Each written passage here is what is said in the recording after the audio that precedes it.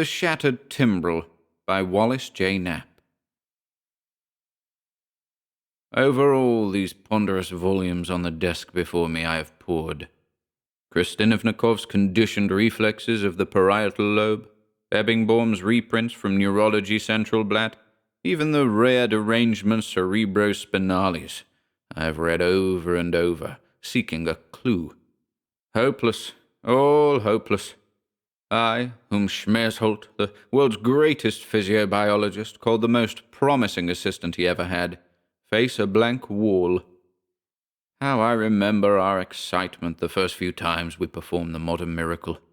Even Schmersholt's funny little beard danced up and down, and his eyes behind their powerful lenses glinted as the monkey, that had actually been dead for 2 weeks, raised its paw to claw at the life-restoring stream pouring into its arteries.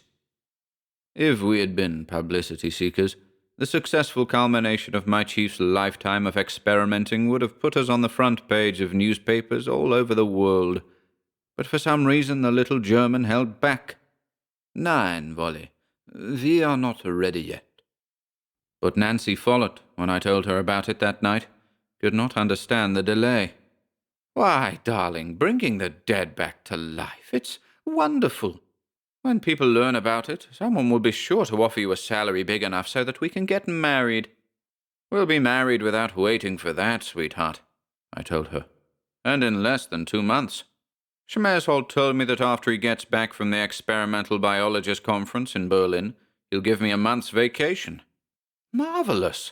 Let's drive somewhere and do something." I begged off. The breakneck speed at which she drives that blue roadster of hers is breathtaking for a stage scientist like me. Besides, I wanted to stay there and plan what we'd do for the next 2 months. Before Schmersholt sailed, however, he outlined enough research to keep me busy for a year, not including the time necessary to look after our resurrected monkeys, a job that demanded almost the entire attention of one person. But Jim Briggs, Dr. Briggs with a string of letters after his name, even if he is younger than I, told him not to worry. Still, my duties did cut into the time I had hoped to spend with Nancy.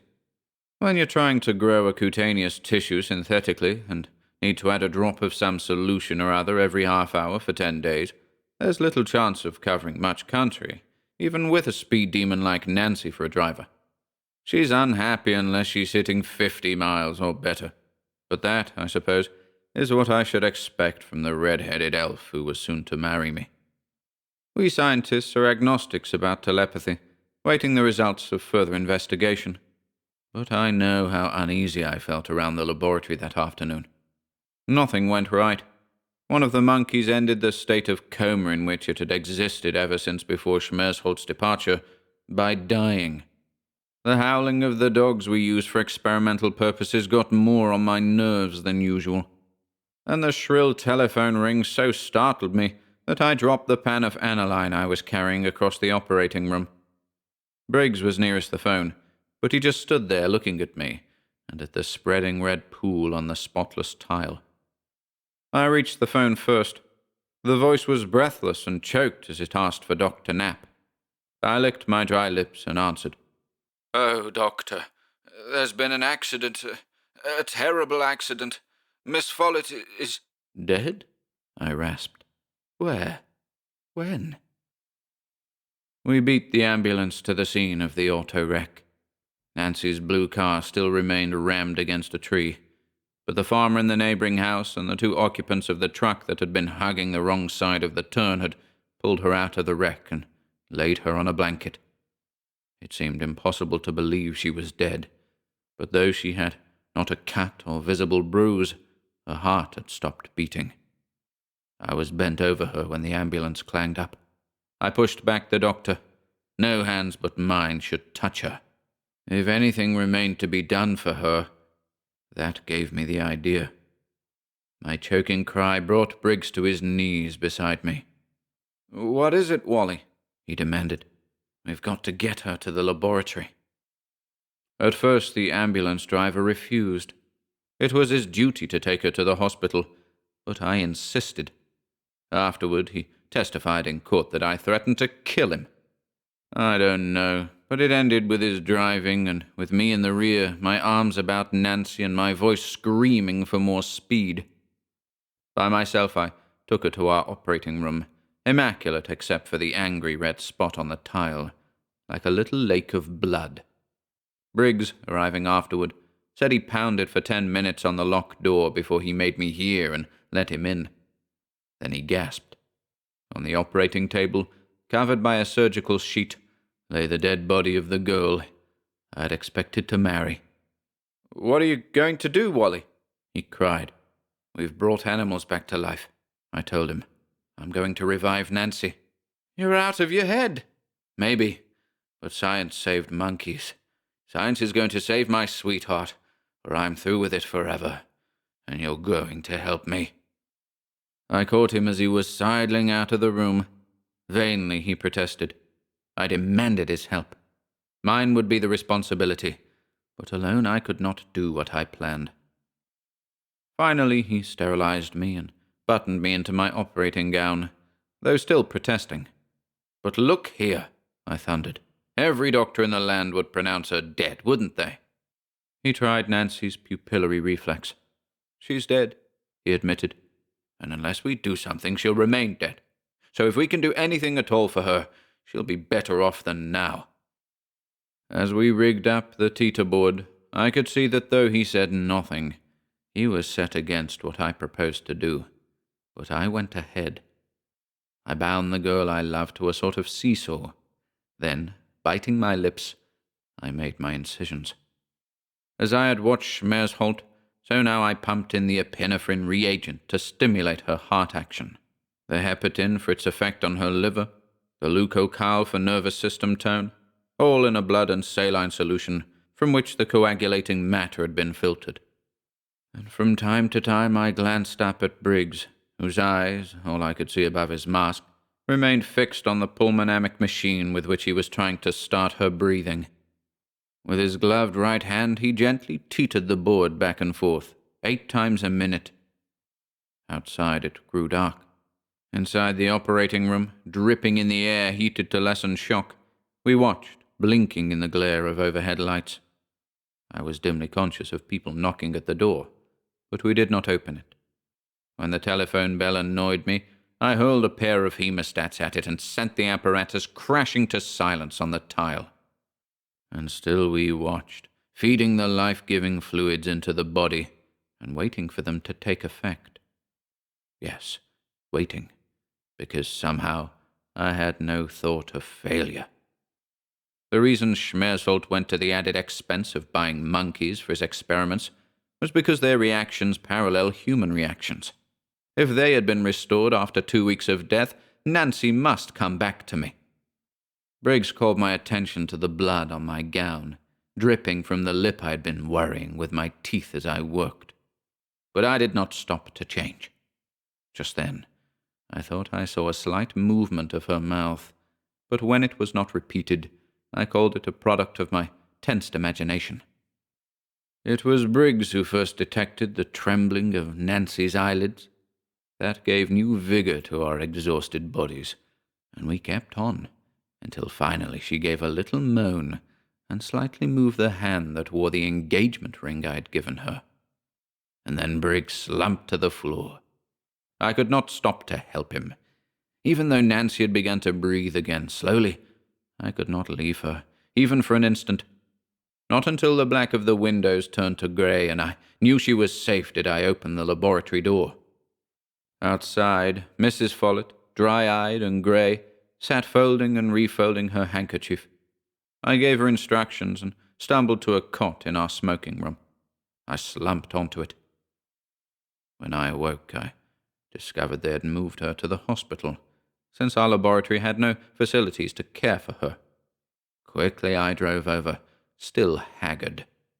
The doctor began questioning me, but all I said was that I had given her a blood transfusion to replace what she had lost in the accident. For a moment he looked at me queerly. "She's still unconscious," was his answer to my question. "From the shock, of course." The next day I was given the same report. She was, however, as I saw her, resting easier, breathing quicker, and with a better colour. but it was 4 days before she opened her eyes, and then those hazel eyes that used to sparkle at me were glazed. When I saw she did not recognize me yet, I soon left. Mornings and evenings I made my pilgrimage to Nancy's bedside, but when a week passed and still she had not spoken or recognized anyone, the family began to worry. Hour after hour the girl lay unmoving, her lusterless eyes fixed vacantly on the ceiling, saying nothing, apparently hearing nothing. Finally, they decided to call in a specialist. I tried to have them put it off until Schmersholt's arrival, for we were expecting him in 10 days, but they were frantic. They made a good choice. I don't suppose there is a neuropathologist of greater skill than Dr. Parker in the Midwest. He made a thorough examination, but I could see how puzzled he was, and while he talked in hopeful generalities to Mr. and Mrs. Follett, to me he acknowledged that he was at sea. It looks like pressure on the brain somewhere, but although I've used this new X-ray technique, there isn't the slightest evidence of lesion. Even an injury to the spinal column would partly account for her condition, if we could find any. He found no trace immediately after the accident. I assured him that I had no explanation. I still do not know what, except shock, could have stopped her heartbeats without leaving a wound. And so, after promises to keep her under observation, Dr. Parker left, and I waited for Schmersholt. Finally he arrived, tanned and vivacious, but he sobered instantly when he saw me, and by the time I had told him the whole story, he was so furious that he choked. I had thought that when a scientist like Schmersholt had devoted a quarter-century to the problem of methods of restoring human life, the acme of delight would be the report of its successful use. But instead he became more enraged than I have ever seen him. He bombarded me with German oaths. "You fool!" he ended. "Aber, tell me instantly. How is she?" "Getting better all the time. She is still dazed, but Dr. Parker thinks—" "Dazed?" snapped Schmersholt. "Dazed? Have you from the observation of our monkeys learned nothing, blockhead? Don't you know what to that lovely girls you have done?" I tried to stammer a question. "Don't you know?" he shrieked. "That the instant blood stops flowing through the brain, a chemical change takes place? You revive her body, perhaps, but her brain, what of her brain? Dead. Dead!" Briggs tried to divert his anger by quoting what I had said to him. "We thought anything at all that we could do for her would be better than to leave her dead." The little German whirled on him. "So? So you made her, what do they call those Haitian imbeciles? A zombie? And he loves her, so he wants her to live an idiot? A lifetime of torture for everyone? And perhaps you will think you must marry her, Dammkopf. Look what happens when I go away. If I had been here, I would have broken all the instruments and chloroformed you first. If it had not been impossible, do you think I would have experimented with people? Well, now where are you going?" After all, what could I say to him? I went out slowly, stopped at the storeroom, and then on to the hospital. There I saw the girl I loved better than anything in the world, as beautiful as ever, but with the dull eyes of an idiot. To my kisses on her fiery hair, her lips, her fingers, she made no response. Then from my pocket I drew a tiny bottle and emptied its few flakes of powder into a glass. In my arms I clasped her as I held it to her lips. The nurse, coming in, found me kissing a corpse. They kept the name of the poison I used out of the papers, for after all, if people knew how painlessly death may be summoned, more of them might seek it. But everything else made front-page headlines. The story I told at my trial was so fantastic that none of the jury believed it. When Briggs testified that Nancy had been dead in the first place, they thought his words an attempt to shield a friend. From the beginning I knew there could be only one possible sentence. But now, as I wait for the death guard, I have only one ambition. Somewhere, in one of these ponderous volumes on the desk before me, may hide the secret of a way to awaken the brain, as it is possible to start heart and lungs functioning. My time on earth is short now, But if I keep looking... What? They're waiting for me in the death chamber. Then I must go. Nancy, you understand. You'll be waiting for me. Nancy! Nancy!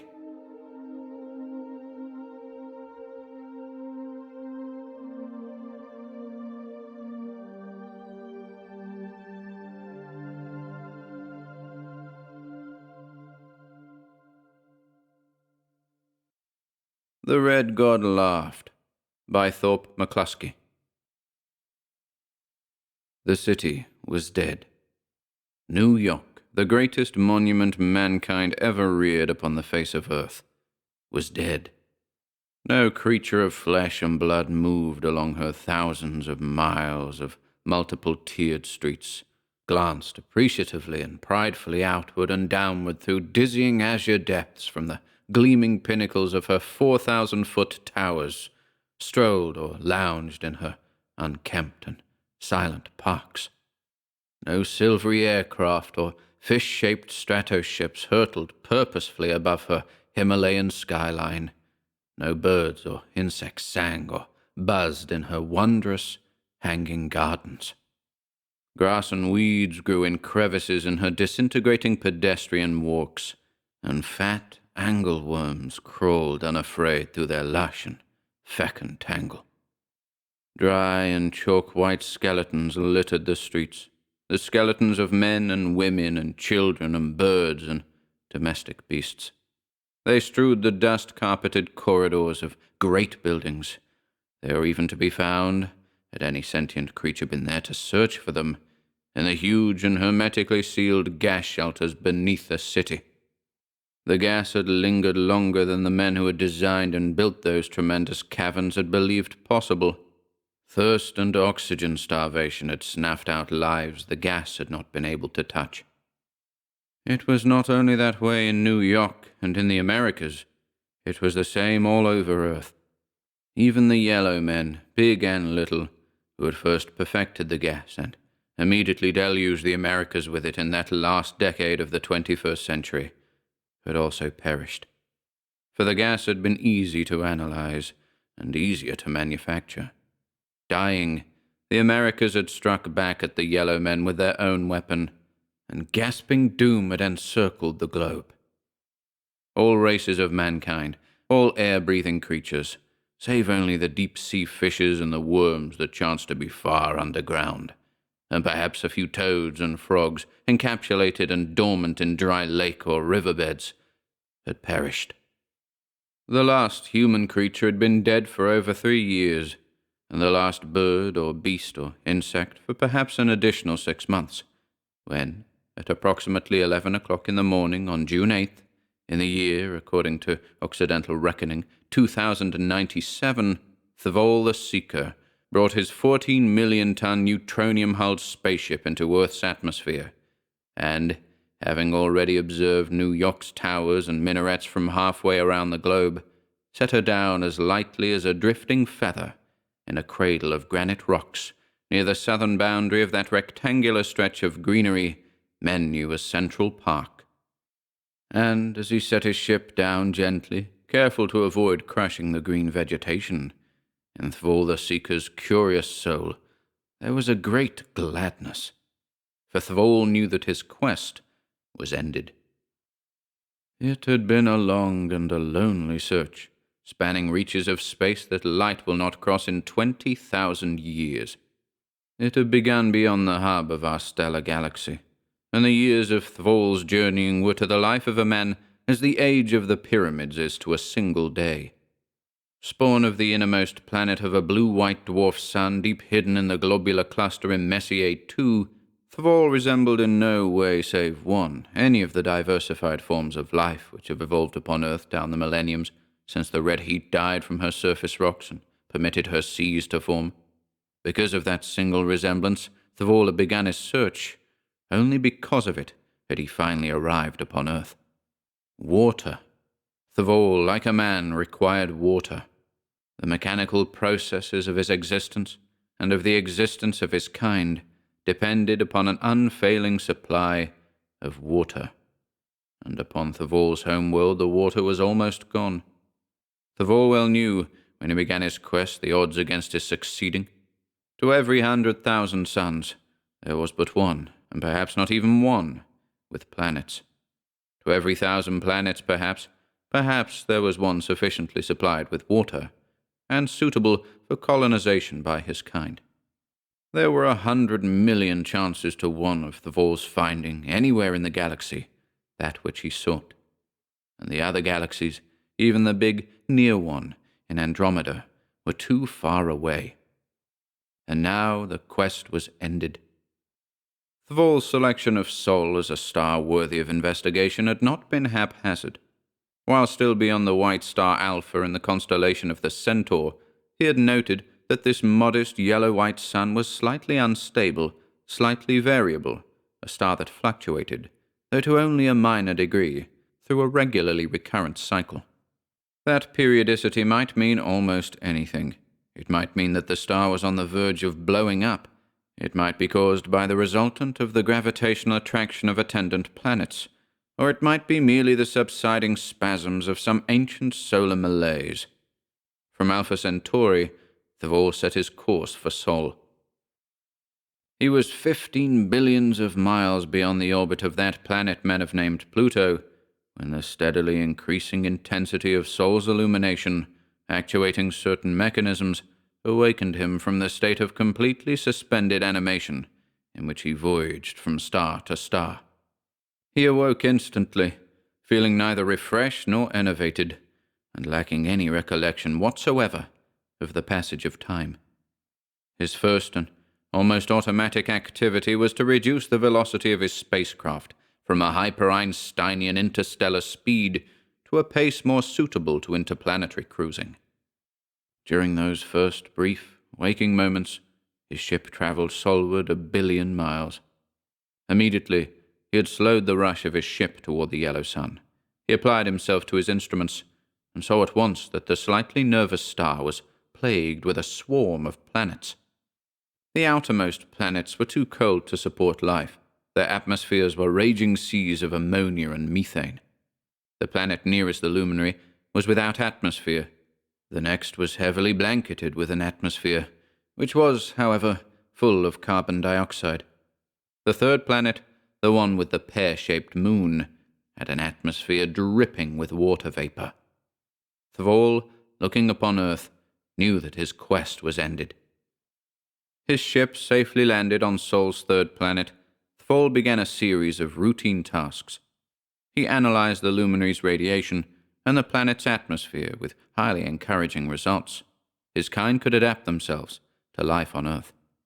Next, he attempted communication with the green-growing life, but although he quickly learned that Earth's vegetation possessed a dim, vague consciousness, it was obvious that its intelligence was too meager, too instinctive for the development of original thought. Obviously, Earth's vegetation could not have constructed the aimless, sprawling city in the midst of which Thorp's spaceship lay. It was probable, therefore, that the city's creators were temporarily absent. Perhaps they were nocturnal creatures who lived during the day in underground recesses and came to the surface of the planet only at night. Perhaps they were migratory. There were any number of plausible explanations of their absence. His preliminary scrutiny of the immediate environment satisfactorily concluded, and no motile form of Earth life having yet appeared to inspect his ship, attempt communication with him, or perhaps dispute his peaceful invasion of the planet, Thorp determined to inspect one of the buildings which towered skyward, only 1/4 of a mile away to the southward. Prudently burdening himself with a variety of apparatus and weapons, which he distributed among several of his smaller tentacles, he emerged through the airlock in his ship's hull and crawled rapidly and with a slight tingling of anticipation toward the nearest of the buildings. He had proceeded only a short distance when he came upon a bleached mass of human bones, half hidden in the rank grass. Examining them, he realized at once that they had lived, but, as his own amorphous race lacked rigid skeletal structure of any sort, and any conception of motile life being hampered by rigidity was alien to him, he had difficulty in imagining what the creature had been like in life. He concluded that it had been nowhere near as motile as himself, perhaps little more motile than the vegetation. He also noted, however, and with considerable approval, a number of fat grey earthworms, and he paused and attempted to communicate with them, quickly discovering, however, that, though they knew fear and hunger, they were incapable of abstract thought. Continuing onward, he ascended a long ramp which debouched upon a broad street. On the opposite side of the street, the buildings began. The street was littered with a large number of small, egg-shaped wheeled mechanisms. Examining one of these through its windows of fused silica and metallic oxides, Thorp saw that it contained 2 skeletons. It was obvious to him now that these dead were of the species which had built the city. Why were they dead? And had all of their kind throughout the city perished? Or were some left alive? Uneasily, Thorp, who realized only too well that the unknown doom which had snuffed out this bony form of earth life might also be inimical to himself, paused and made additional tests.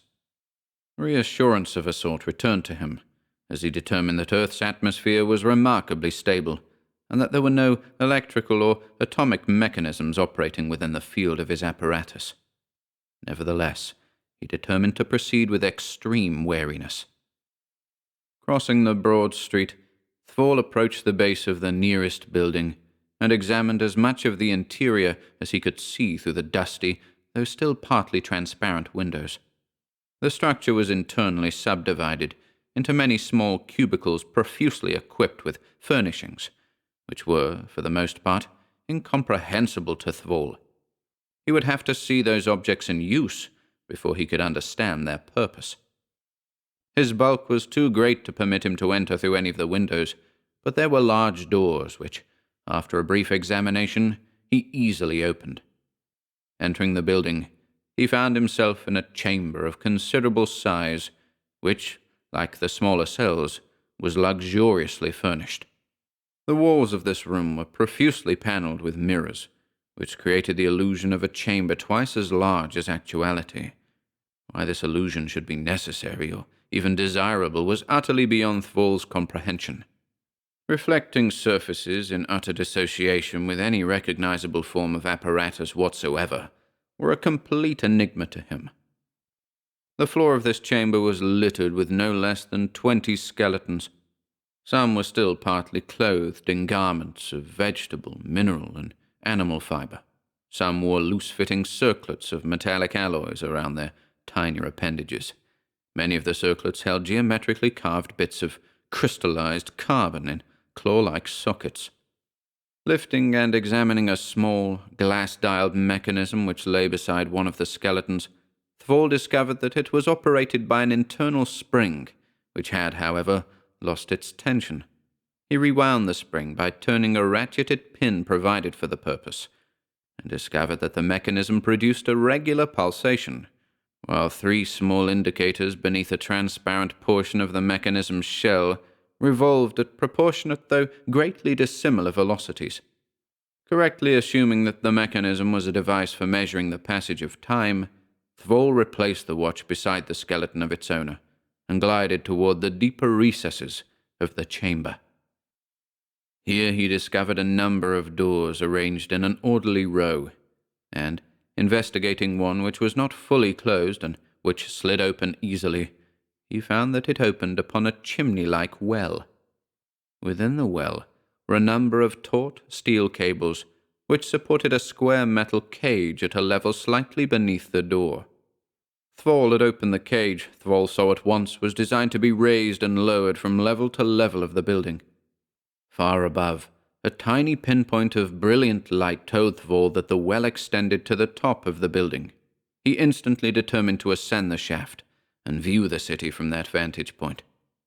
He squirmed up the elevator shaft like a gargantuan knot of writhing serpents, and, reaching the elevator motors, squeezed upward past them and into a small, many-windowed chamber. Here, an iron door provided egress to the roof of the building. Thorp opened the door and squirmed through. On the roof of the building, in the clean, sharp sunlight, Thorp put down his instruments and weapons and sedately capered. This world was so fair, so bountiful, and, as yet, so undeveloped. There was no doubt now that its ruling race were exceedingly primitive, but they possessed intelligence of a sort, too. If they proved peaceable and friendly, Thvor's people could teach them so much, in return for a bit of the planet's desert land and a single lake of water. Probably the first boon Thvor's kind would confer upon this world's people would be conquest of the plague which had slain the city's inhabitants. Yes, that would certainly be done first. The roof on which Thvor stood was flat and surrounded by a low parapet. It was encumbered by only two objects, the small structure which housed the elevator motors and a huge torpedo-shaped steel cylinder which lay near a corner of the parapet. Some of the parapet bricks were broken, and there was a long, dull scar on the roof. Obviously the cylinder had been dropped from a low altitude, had struck the parapet a glancing blow, and had then slithered across the roof. What was the thing, and why had it been dropped on this roof? Thvor slowly circled the object, scrutinizing it intently. He saw that, except for a short, stubby rod protruding from its pear-shaped nose, it was utterly without external moving parts of any kind.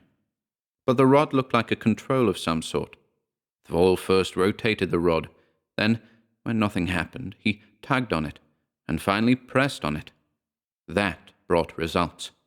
The rod moved inward easily, and instantly 4 small valves opened in the cylinder's circumference, and a thick grey gas poured forth and mingled with the atmosphere. For an instant Thvor hunched there motionless, watching the gas ooze viscidly from the metal cylinder and vanish in the clean, still air. Then, in a lightning flash of utter comprehension, he understood the whole cryptic pattern. The silent city, the dead everywhere, the significance of the gas bomb that was now pouring its lethal fumes into the surrounding atmosphere. Instantly, he darted for the open door and the elevator shaft. He never reached that gaping well. He detected no odor. There was no warning pain. But abruptly the flat roof was heaving and billowing like a swirling sea. Vertigo danced in his alien brain. An intense blackness deepened before his single 1,000-faceted eye, and strength and life went swiftly together from his boneless tentacles. Thus Thvor the Seeker died, and the knowledge that on Earth, the third planet of a minor sun, deep sunk in the thinning haze of stars, 20,000 light-years beyond the galaxy's axis, were the environmental conditions and the water his people required so desperately, died with him. And on Earth the frogs and fishes were now the highest remaining forms of sentient life. But Mars, the red god, laughed. For though on Earth the men who had deified him and honored him with a name no longer lived to speak that name, he had just claimed his last and perhaps his most significant sacrifice.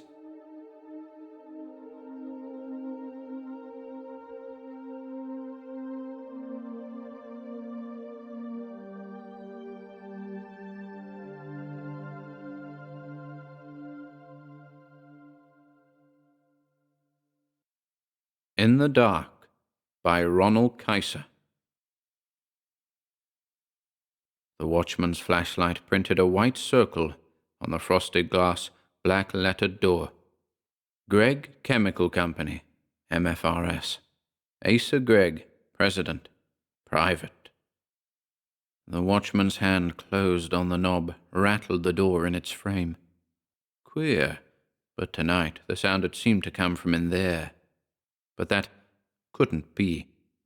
He knew that Mr. Gregg and Miss Carruthers carried the only keys to the office, so any intruder would have been forced to smash the lock. Maybe the sound came from the storage room. The watchman clumped along the rubber-matted corridor, flung his weight against that door. It opened hard, being of ponderous metal fitted into a cork casing. The room was an airtight, fireproof vault, really.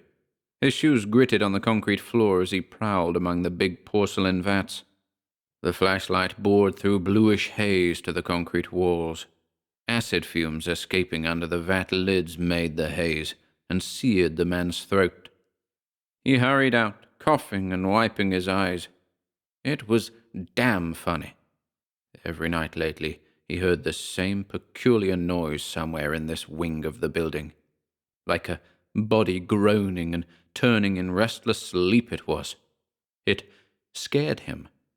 He didn't mention the mystery to anyone, though.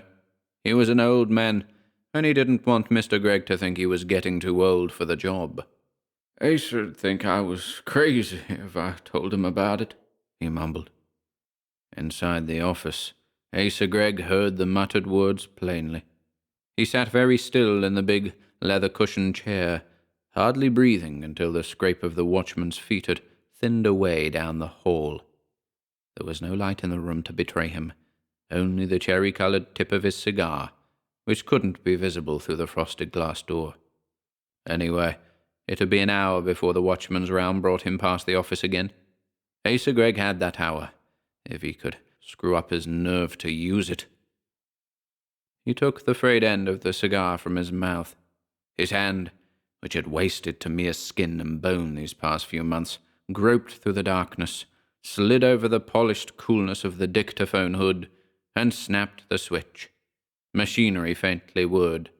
His fingers found the tube, lifted it. "Miss Carruthers," he snapped. Then he hesitated. Surely he could trust Mary Carruthers. He'd never wondered about her before. She'd been his secretary for a dozen years. Lately, since he couldn't look after affairs himself as he used to, she had practically run the business. She was 40, sensible, unbeautiful, and tight-lipped. Hell, he had to trust her. His voice plunged into the darkness. "What I have to say now is intended for Mrs. Gregg's ears only. She will take the first boat home, of course. Meet that boat and bring her to the office. Since my wife knows nothing about a dictaphone, it will be necessary for you to set this record running. As soon as you have done so, leave her alone in the room. Make sure she's not interrupted for a half hour. That's all." He waited a decent interval. The invisible needle peeled its thread into the revolving wax cylinder. "Jeanette," muttered Asa Gregg, and hesitated again. This wasn't going to be easy to say. He decided to begin matter-of-factly. "As you probably know, my will and the insurance policies are in the vault at the First National. I believe you will find all of my papers in excellent order. If any questions arise, consult Miss Carruthers. What I have to say to you now is purely personal. I feel, my dear, that I owe you an explanation. That is—" God, it came harder than he had expected. "Jeanette," he started in afresh. "Remember 3 years ago when I was in the hospital? You were in Palm Beach at the time, and I wired that there had been an accident here at the plant. That wasn't strictly so. The fact is, I'd gotten mixed up with a girl." He paused, shivering. In the darkness, a picture of Dot swam before him. The oval face, framed by gleaming swirls of lemon-tinted hair, had pouting scarlet lips and eyes whose allure was intensified by violet makeup. The full-length picture of her included a streamlined, full-blossomed, and yet delectably lithe body. A costly, enticing Broadway chorus orchid. As a matter of fact, that was where he'd found her. "I won't make any excuses for myself," Asa Gregg said, harshly. "I might point out that you were always in Florida or Bermuda or France, and that I was a lonely man. But it wasn't just loneliness, and I didn't seek companionship. I thought I was making a last bout of romance. I was successful, 60, and silly. I did all the damn fool things. I even wrote letters to her. Popsy-wopsy letters." The dictaphone couldn't record the grimace that jerked his lips. "She saved them, of course, and by she put a price on them. $10,000. Dot claimed that one of those filthy tabloids had offered her that much for them. And what was a poor working girl to do? She lied. I knew that. I told her to bring the letters to the office after business hours, and I'd take care of her. I took care of her, all right. I shot her, Jeanette." He mopped his face with a handkerchief that was already damp. Not on account of the money, you understand. It was the things she said after she had tucked the bills into her purse. Vile things about the way she had earned it 10 times over by enduring my beastly kisses. I'd really loved that girl, and I'd thought she'd cared for me a little. It was her hate that maddened me, and I got the gun out of my desk drawer. Asa Gregg reached through the darkness for the switch. He fumbled for the bottle which stood on the desk. His hand trembled, spilling some of the liquor onto his lap. He drank from the bottle. This part of the story he'd skip. It was too horrible even to think about it. He didn't want to remember how the blood pooled inside Dot's fur coat, and how he'd managed to carry the body out of the office without leaking any of her blood onto the floor. He tried to forget the musky sweetness of the perfume on the dead girl, mingled with that other evil blood smell. Especially he didn't want to remember the frightful time he'd had stripping the gold rings from her fingers, and the one gold tooth in her head. The horror of it coiled in the blackness about him. His own teeth rattled against the bottle when he gulped the second drink. He snapped the switch savagely, but when he spoke, his voice cringed into the tube. I carried her into the storage room. I got the lid off one of the acid tanks. The vat contained an acid powerful enough to destroy anything except gold. In fact, the vat itself had to be lined with gold leaf. I knew that in 24 hours there wouldn't be a recognizable body left, and in a week there wouldn't be anything at all. No matter what the police suspected, they couldn't prove a murder charge without a corpus delicti. I'd committed the perfect crime, except for one thing. I didn't realize that there'd be a splash when she went into the vat. Gregg laughed, not pleasantly. His wife might think it had been a sob when she heard this record. Now you understand why I went to the hospital. Possibly you'd call that poetic justice. Oh, God. His voice broke. Again he thumbed off the switch and mopped his face with the damp linen. The rest. How could he explain the rest of it? He spent a long minute arranging his thoughts. You haven't any idea. No one has any idea of how I've been punished for the thing I did. I don't mean the sheer physical agony, but the fear that I'd talk coming out of the ether at the hospital. The fear that she'd been traced to my office. I'd simply hidden her rings away, expecting to drop them into the river. Or that she might have confided in her lover. Yes, she had one. Or suppose a whopping big order came through and that tank was empty the very next day. And I couldn't ask any questions. I didn't even know what was in the papers. However, that part of it gradually cleared up. I quizzed Miss Carruthers and learned that an unidentified female body had been fished out of the East River a few days after Dot disappeared. That's how the police solved the case. I got rid of her rings. I ordered that vat left alone. The other thing began about 6 months ago. A spasm contorted his face. His fingers ached their grip into the dictaphone tube. Jeanette, you remember when I began to object to the radio? How I'd shout at you to turn it off in the middle of a program? You thought I was ill and worried about business. You were wrong. The thing that got me was hearing her voice. He gripped the cold cigar, chewed it. It's very strange that you didn't notice it. No matter what station we dialed to, always that same voice came stealing into the room. But perhaps you did notice. You said once or twice that all those blues singers sounded alike. And she was a blues singer. It was she, all right, somewhere out in the ether, reminding me. The next thing was, well, at first when I noticed it in the office, I thought Miss Carruthers had suddenly taken up with young ideas. You see, I kept smelling perfume. And he smelled it now. It was like a miasma in the dark. It isn't anything that Carruthers wears. It comes from, yes, the storage room. I realized that about a month ago, just after you sailed. One night I stayed late at the office and I went in there. It seemed to be strongest around the vat.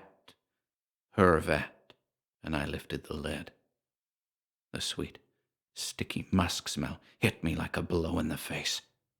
And that isn't all. Terror stalked in this room. Asa Gregg crouched in his chair, felt the weight of fear on him like a submarine pressure. His cigar pitched to his knees, dropped to the floor. You won't believe this, Jeanette. He hammered the words like nails into the darkness in front of him. You will say it's impossible. I know that. It is impossible. It is a physiological absurdity. It contradicts the laws of natural science. But I saw something on the bottom of that vat. He groped for the bottle. His wife would hear a long gurgle and then a coughing gasp. The vat was nearly full of this transparent, oily acid. What I saw was a lot of sediment on the golden floor, and there shouldn't have been any sediment. The stuff utterly dissolves animal tissue, bone, even the common ores, keeps them in suspension. It didn't look like sediment either. It looked like a heap of mold, grave mold.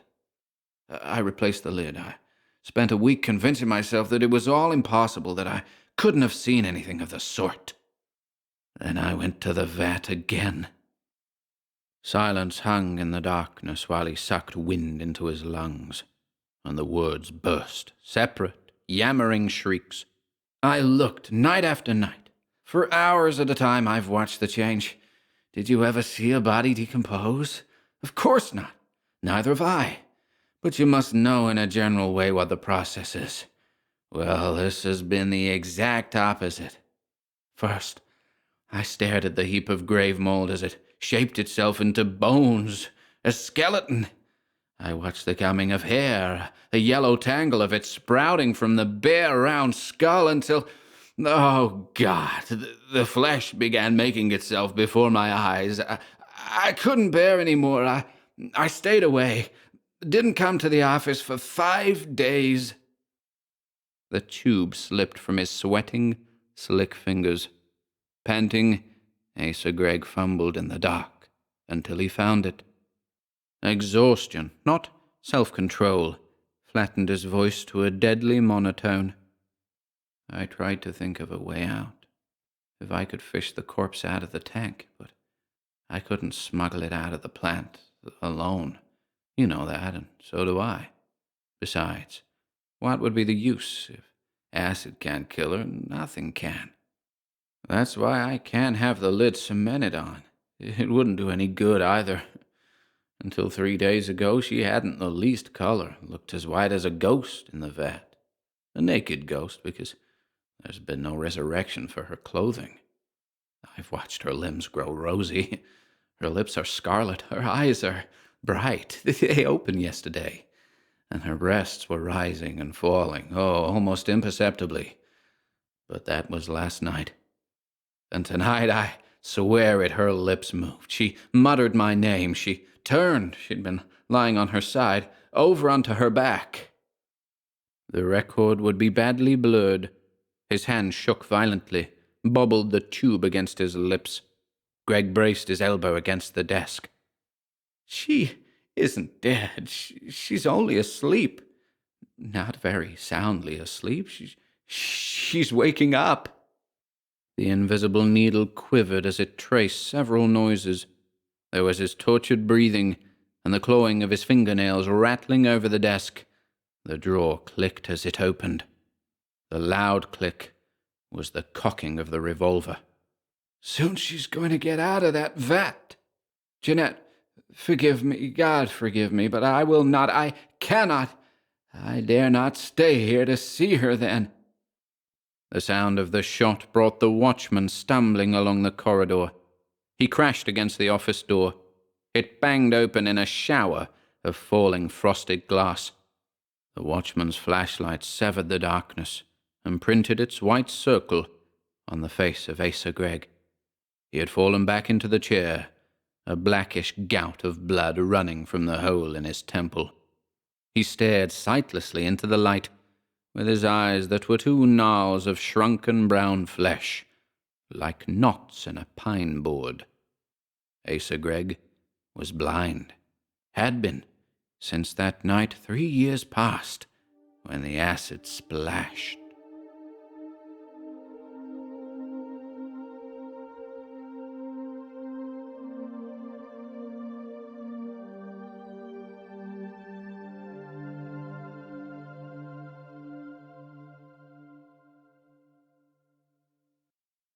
Guarded by Mearle Prout.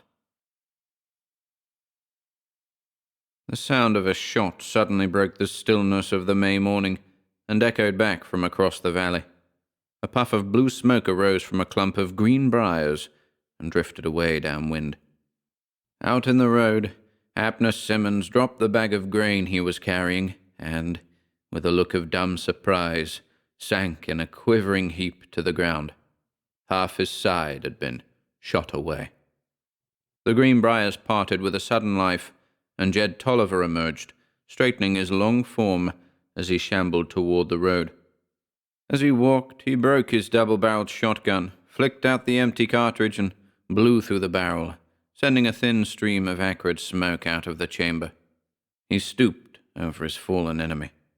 "Said I'd get you," he reminded the other brutally.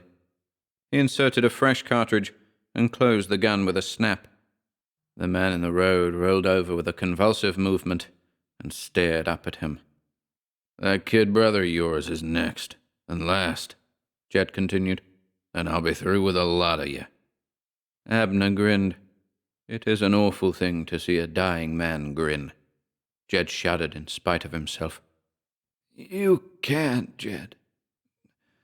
Not Ezekiel." It was not a pleading. Rather, it was calm, assured, as though the other was stating a known fact. Jed shuddered again, before he felt quick anger rising. "I got you, didn't I?" he said, ejecting a thick stream of tobacco juice. "What makes you think I won't get Ezekiel the same way?" "You won't, Jed. You can't. Because I won't let you." He was fast weakening from the frightful flow of blood. Overcome from the effort of speaking, Abner closed his eyes and lay still. A second later, a sudden convulsive movement shook his body, and his eyes opened again. This time, they were fixed and staring. With a grunt of satisfaction, Jed shouldered his gun and started back up the mountain, moving with the long, effortless stride of the Tennessee mountaineer. He did not fear punishment for his crime. Here, in the Tennessee mountains, the long arm of the law seldom reached. The only thing to fear in a case of this kind was the dead man's relatives, and now there was only one, Ezekiel, a slim lad of 20, who could not even shoot expertly. Yes, Jed reflected, as his long strides carried him through the sparse growth of cedar and blackjack, this part of Tennessee would soon again be a decent, God-fearing community. Foreigners, the Simmonses had been, from somewhere back east, Carolina or Virginia maybe. They hadn't been like the mountain folk. And what was that crazy talk Abner had made? He'd stop Jed from getting Ezekiel? How could he if he was dead? Jed chuckled to himself. Here in Tennessee, folk didn't believe. More than a week passed before Jed again took his well-oiled shotgun from its place on the wall and started over the mountain. He was in no great hurry about Ezekiel. Instead, he rather enjoyed waiting. Ezekiel was the last of the three Simmons brothers, and knowing that the foreigner was over there and that he was going to kill him gave life a curious sort of zest. Likely the kid didn't even know who shot his brother. Jed laughed silently at the thought, adding to himself that the boy probably wouldn't do anything about it if he did know. He wasn't like the mountain people. But this morning all of Jed's impatience had returned. The sun shone hotly on the Tennessee hills and raised an almost visible veil of vapor from the tiny branch which flowed through the hollow. Well, he'd waited long enough. With a grimace of distaste at the 3-mile traipse across 2 mountains, Jed swung his gun over his shoulder and started down the slope. When, an hour and a half later, he arrived at the small clearing which was the Simmons place, he was not as tired as he had expected to be. The nervous exhilaration of the manhunt buoyed him up, made him tensely aware of things around him. He paused only a moment at the fringe of scrub oak that bordered the clearing. Then, bending almost double, he sprinted 100 feet to the grape arbor. Safe inside the leafy bower, Jed leaned his gun against a supporting post and looked about. Here the vines had been trained over a rude wooden lattice, so that a thick wall and roof of leaves now effectively hid him from anyone outside. Jed parted the leaves carefully and peered out. 100 feet behind him was the low wall of forest he had just left. 200 feet in front of him was the house, a rude 2-room shack. 200 feet beyond that, the wall of the forest began again. Jed looked at the house more closely. There was no sign of movement, but the thin line of smoke which curled from the chimney told him that Ezekiel was inside, probably preparing his midday meal. With a sigh of contentment, he sat down and leaned back closer to his gun, idly listening to the chatter of birds in the forest and the rustling of the leaves in the arbor. How long Jed sat there, he did not know. He was suddenly aroused from a semi-stupor by the sound of a banging door. Startled into instant activity, he swung around to peer through the leaves. Ezekiel was leaving the house, swinging in his hand an empty water bucket. Going to the spring, Jed reckoned. If so, his path would take him within 50 feet of the arbor. Jed gloated. With hands suddenly unsteady, the man in the arbor laid his gun on the ground, the muzzle barely extending through the leaves. Why take a chance? He would wait. At 50 feet, he couldn't miss. Unmindful of his danger, Ezekiel came slowly down the path, bearing diagonally nearer to the arbor. Jed suddenly wondered why he no longer heard the aimless chatter of birds in the forest, why the light wind no longer stirred the broad leaves above him. It was uncanny, this noonday quiet. Impatiently, he shook off the feeling. "So I can't do it, Abner?" he whispered to the empty air. But somehow the words clutched at his throat, and he wished he hadn't said it. No matter, a few seconds now. Jed cursed the trembling of his hands as he aimed. What was the matter with him? He could see Ezekiel's slender form now above the barrel of his gun. He nerved himself to pull the trigger. The top of his head suddenly gone cold. Jed dropped the gun and looked quickly around him. No, the day was bright as ever. Yet he could have sworn... Half-heartedly now, he picked up the gun to sight at the form which had already passed the nearest point. He had not been wrong. A black, nebulous cloud hovered over the barrel of his gun and created the illusion of darkest night. Shrieking a curse, Jed Tolliver leapt upright and pointed, not aimed, the gun at where Ezekiel should be. He snapped both triggers simultaneously, but as he fired, something clutched at his arm, and the hot lead sizzled harmlessly through the air. Shaking as with a chill, blind rage within him struggling with black fear, the mountaineer stood irresolutely within his leafy ambush. He was quickly aroused to activity by a loud report and the crash of lead against the wooden lattice. A sharp pain burned his left arm where one of the pellets had found its mark.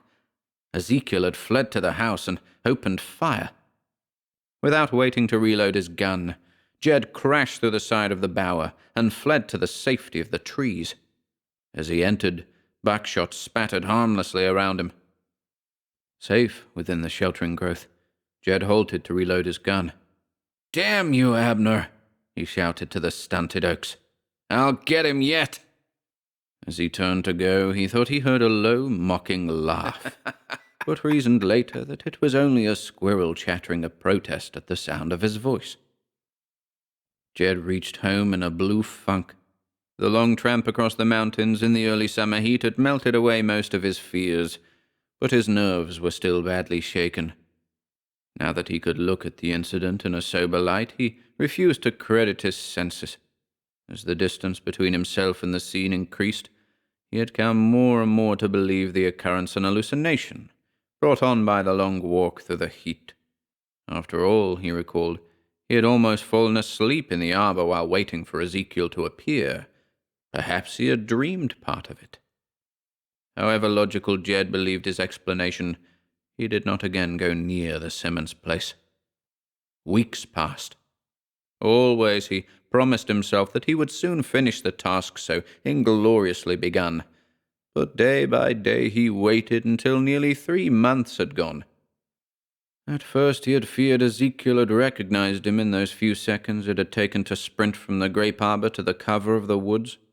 Later, as he heard nothing of it, he decided he was safe from that sight. The end came in an unexpected manner. One afternoon, early in August, Jed had walked to the village. He stayed longer than he had intended, and shadows were already growing long when he started home. Not wishing to be out later than necessary, he took a short cut through the woods, which would take him within a half-mile of the Simmons place.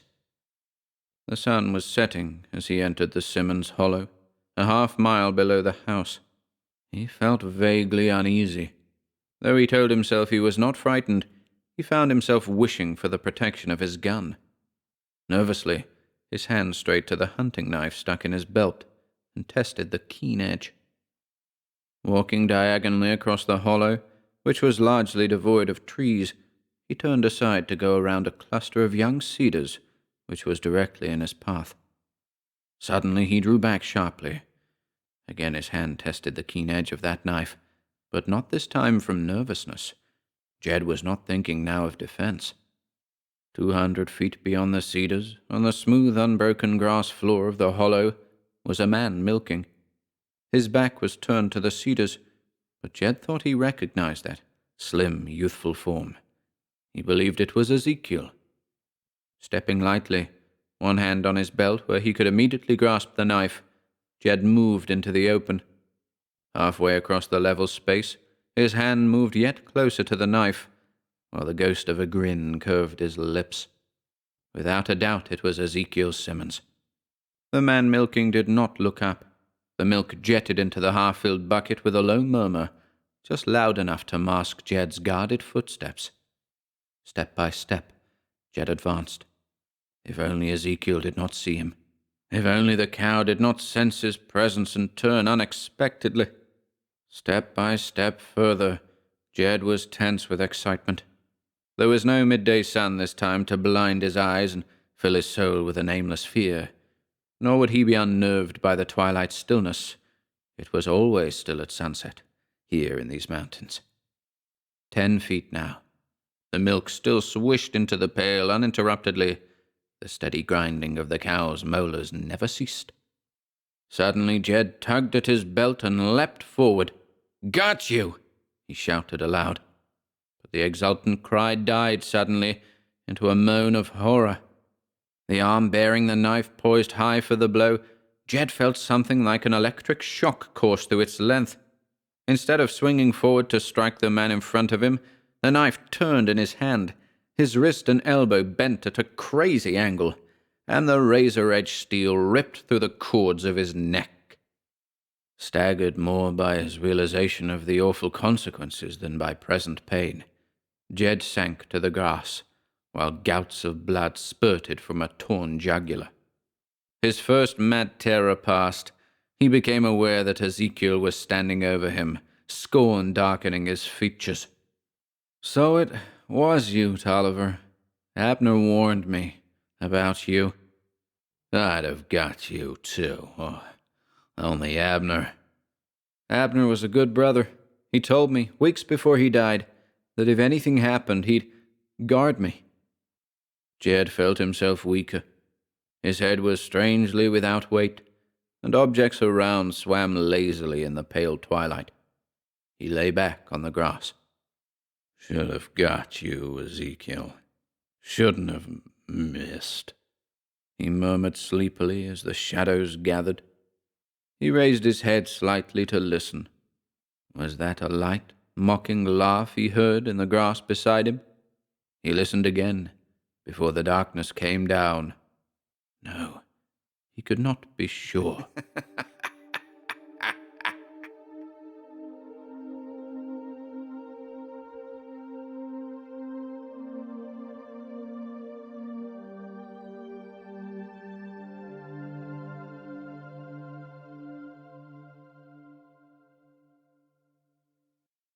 The Ocean Ogre by Dana Carroll. June 2nd. Our stiff canvas, faded and grey, hangs lifeless from the yard arms. We are stilled in one of the great calms. There is slowly rising water in the well, and our food is nearly gone. We heave on the greasy, heavy water, foul and green. The fog hides all from view. I confess that I am afraid. What an expressive word is despair. Luckily, a flying fish came scudding over the rails this morning. June 3rd. The fog has lifted a bit, but there is no relief in sight. The 7 of us worked all last night on the pipes until our backs ached and our hands were raw. The crew seems gruff and surly, but I haven't the heart to assert my authority at a time like this. They don't realize how near death they are. I write for record only, for who knows what may happen in the next few days. We're at present in the open sea, 1,000 miles from land. A fine situation for the skipper of the Jolly Waterman. 3 months ago I had a full crew and a lucky boat, but now scurvy isn't pleasant. No, sir, not pleasant at all. June 4th. Hope? I have given up even entertaining the word. By working desperately, we are able to keep the water in the well down, but our hardtack is nearly gone. We have pumped and sweated on empty stomachs for 12 hours. Lossier collapsed. He folded like the others, but thank God he died quietly. No reproachful blasphemies heaped on my head. Just a tired fading. Glad it was all over. June 5th. It was funny. Another flying fish came aboard today, and Herbie Tastrom made a dive for it. He looked like a maniac as he slid along the deck, filling his belly with splinters. He caught it between his 2 hands and bit into it, and finally disposed of it, bones and all. I was a bit put out. He could have divided it. I could shred a donkey's carcass in my present state. Yet I write it was funny. June 6th. Our case is desperate. No 2 ways about it. Something has to happen, and soon. There isn't a breath of air stirring, and Hansen is below, unable to raise a limb. The 5 of us are able to keep the water down, but we are tired.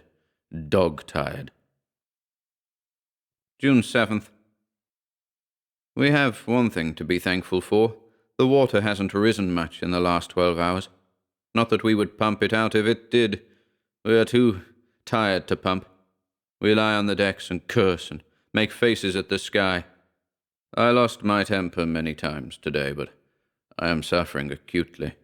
Why do I continue to write futilely in this logbook which no one will ever read? June 8th. We are saved. What glorious good luck. A boatload of provisions and a jolly companion to cheer us up. He says he is the sole survivor of the King William. You have probably heard of the King.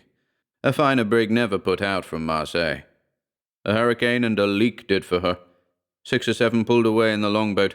But my friend, what else could you call your saviour, threw them overboard. They died first, of course. They died from fright or from drinking salt water. My friend didn't elaborate on details, but not liking the unsociable company of corpses, he naturally disposed of them. That's his story, and I accepted it at its face value. I'm not a man to go poking about and asking questions. It's enough that he brought us a boatload of provisions and his own buoying companionship. He has actually injected spirit. We were growing to loathe each other, we 5. He calls himself Elaine Gervais. June 11th. Gervais, he insisted we call him that, has been with us now for 3 days. He has the run of the ship, and I have turned the mate's cabin over to him. The mate has no further need for a cabin. He spends his nights rolling on the ocean floor. Gervais is tall and emaciated. His face is oyster-coloured, drawn and haggard. His eyes are set deeply in dark caverns and actually seem to consume you. There is something devastating about those eyes. Sometimes they seem 100 years old. His forehead is high and as yellow and dry as parchment, and his nose is shaped like a scimitar. With long, gangling arms and thick wrists, he presents an awesome picture. A very peculiar fellow, now that I get to know him better, but he is one of us. June 12th. Gervais has kept more to himself.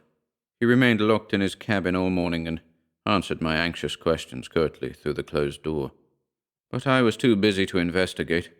There is a chill in the air that encourages hope for a wind in the near future. Some of the crew seemed too tired to work. They came across a bottle of rum in Lossier's locker, and by mixing it with salt water they concocted an elixir to alleviate their suffering. Who am I to assert my authority? But I hope for the first breeze, as it will surely bolster the ship's morale. At that time I plan to regain my old power of discipline. June 13th. A breeze is surely coming. It is eerily still all around us, except for a sharp report every now and then, as another deck plank snaps under the direct rays of a broiling sun. I am working frantically on a miserable substitute of a rudder. I am stripped to the waist, and the sweat rolls down into my eyes, almost blinding me. I've been over the side twice this afternoon for relief, but there is very little in the brackish water. June 14th. Gervais slept on the planks with the crew last night, and this morning he looks 10 years younger. His face is flushed and full, and the greenish hollows have disappeared from beneath his eyes. But Hansen isn't well. He complains of pains in his chest, and once or twice he spat a mixture of blood and rum. His big face seems sandpapered by age, and he is abnormally pale. June 15th. No breeze. Hansen is surely stricken. Death hovers over him like an impatient doorman. He lies in his cabin and groans, and I can do nothing for him. His pallor is genuinely alarming. Even his lips are bloodless. He complains of his nose and noises in his ears. And Gervais has shown his first glints of ill nature. His eyes smoulder when he speaks, and for the first time I discern a hard cruelty in the man. He has an alarming personality. June 16th. Hansen died this morning. A horrible, racking death. It seemed as though he wanted to tell us something. I laid my ear on his broken, watery lips, but was unable to make out anything intelligible from his forced moaning. Gervais actually gloated over his death. What can it mean? Why such a metamorphosis in the man we befriended? He owes everything to our generosity. Human beings are utterly despicable, and I have lost faith in them. He gloats over the misfortunes of others. He actually smiled as we dropped poor Hansen into the sea. Imagine it. June 17th. There is still no wind. There is something unnatural about this floating hulk. Even the cook has noticed it. "It ain't natural," he said, "for a ship to smell like this. And that Gervais fellow's cabin, phew, it not only stunk, but—" I clouted him behind the ear. "You're a fool," I shouted. "He's all right." You have a feeling that he knows more than 10 ordinary men whenever he opens his mouth to tell one of his amazing yarns. And that tale of the French fleet he told yesterday was so real, so vivid. But it set me to thinking. I must confess the smell of Gervais's cabin did horrify me. I entered it while Gervais was on deck, and the stench nearly laid me out. The place smelt like a charnel house. The odour of decaying shellfish mingled with a peculiarly offensive and acrid smell that in some way suggested newly shed blood. Tonight I shall finish the rum. Oh, I will get gloriously drunk. But what does it matter? June 18th. Gervais has grown currish and cynical. He has assumed the authority to curse my men, and refuses to speak to me. This morning Harry Knudsen went below to lie down. He was as white as a squid's belly. All I could do was to perform a cursory examination. I told him to strip and examined his entire body. He was pitifully lean and bloodless. Something had bitten him in the chest. A round discoloration showed plainly on the center of his chest, and in the very middle were 2 sharp incisions from which Blood and pus trickled ominously. I didn't like the looks of it, and told him so.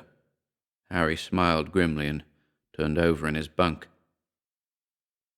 June 19th.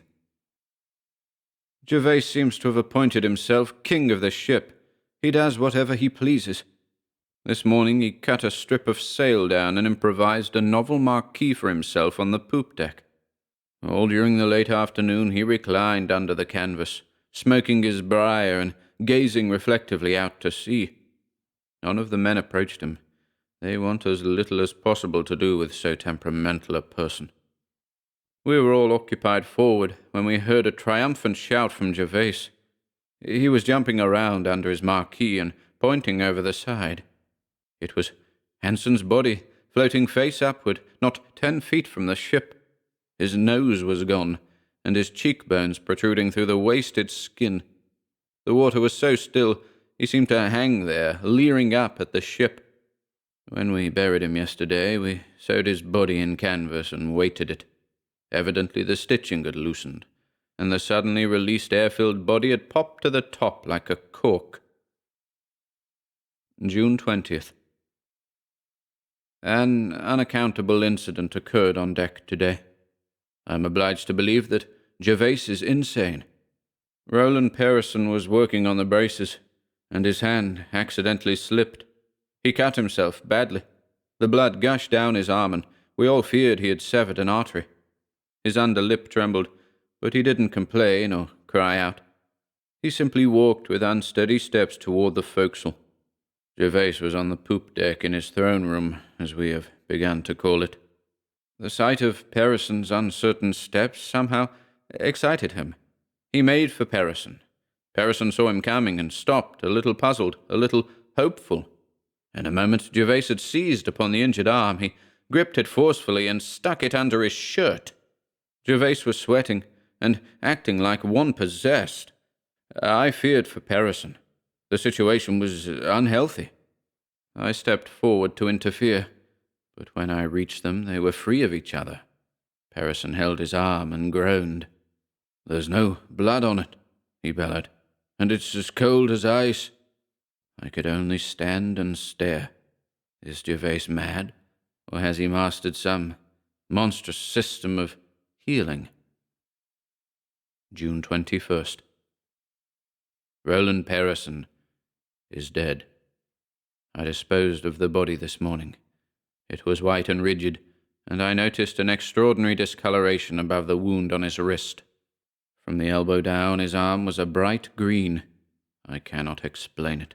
Blood poisoning, perhaps, but I will stand little more from Gervais. His presence has become odious to me. Something walked again tonight. It bent above my bed, and I heard it gulp. We have become so few. We are mentally drawn together for protection against an alien evil. We are not certain what it is, but we must do something. June 22nd. This morning, after a half-hearted gesture at making my rounds, I retired to the ship's library.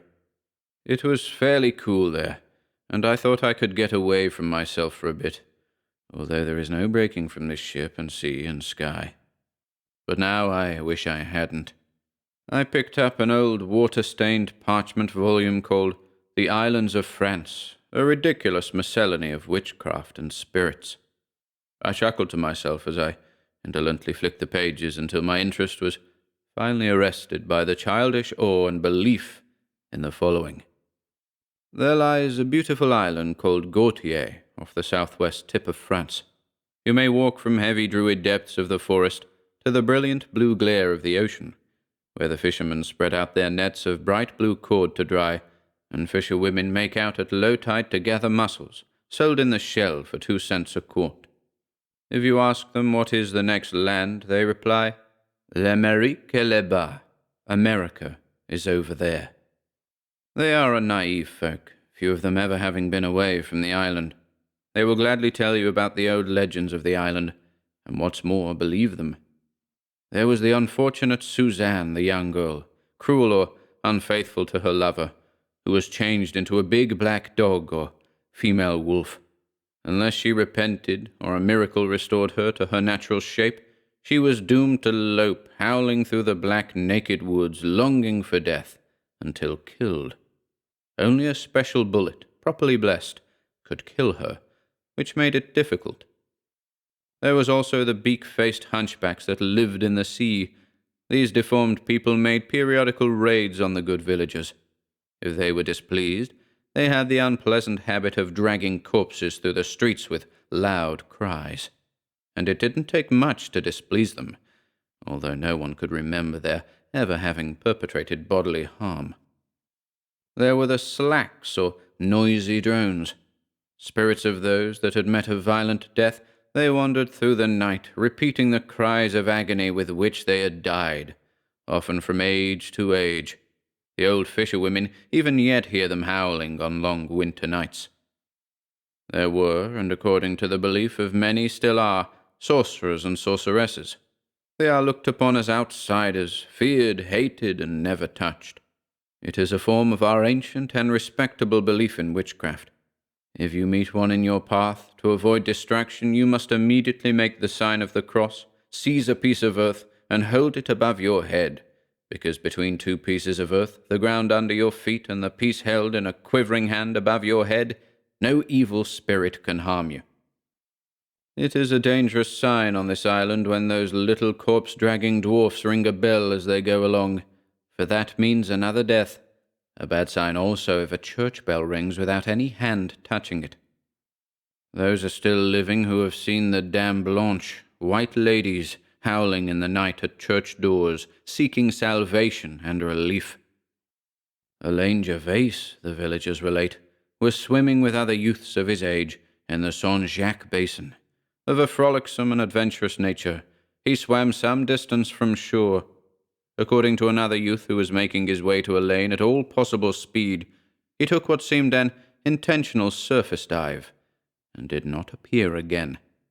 Many hours were spent fruitlessly diving for his body. A few years later, one of the boys, now grown into a man, was stationed at the watch of a fishing boat, when he saw the rough caricature of a man diving and breaking for air a short distance from his craft. He insisted he recognized Gervais. A few lame conjectures followed on the ability of a man being enabled to live at the bottom of the sea. I remember flinging the book from me as if it were some abhorrent dead thing, and rising weakly, I made my way on deck with a troubled mind. June 23rd. I buttonholed Peter Bunce this morning forward of the lee scuppers. I told him in ragged, forceful exclamations just what I had read. He ponderously turned my story over in his numbed brain. His eyes rolled crazily, and his mouth sagged. His face turned yellow, but he caught himself with determination. "We must act at once," he said. June 24th. Our plans have been worked out. Peter and I are to bunk together tonight. We have my revolver and a razor-sharp, double-edged knife. Peter contends that the knife will be necessary. He insistently babbles of vampires and other blood-sucking demons. His obsession took an active form this noon. He jumped up and stepped around deftly, brandishing his knife in dark corners and lunging wildly in offensive alacrity, cutting an imaginary victim to bits. I smiled rather wanly. Finally, exhausted, he slumped down on a stool, his head between his hands. My smile faded as I contemplated his abject dejection. Frankly, we don't know what to expect. June 25th. It is over. Poor Peter is gone, but Gervais will trouble us no more. I am stunned, horrified, but I owe it to Peter to write it all out.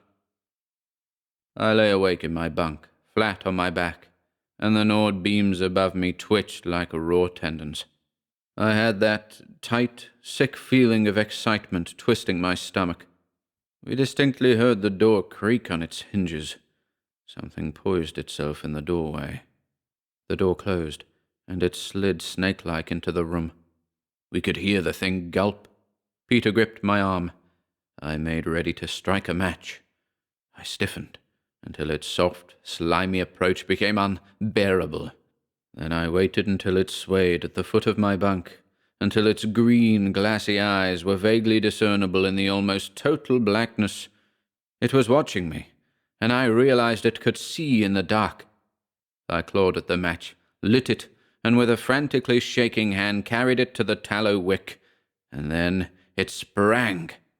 But it didn't spring at me. It went higher and got Peter by the neck. I could hear him choke and gasp.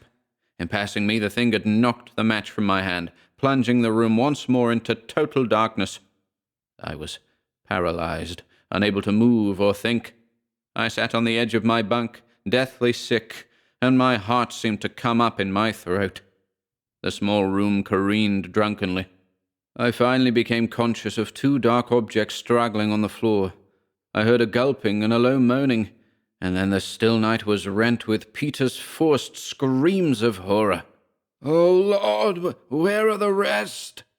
He shrieked, and between the screams he vomited a torrent of jumbled words.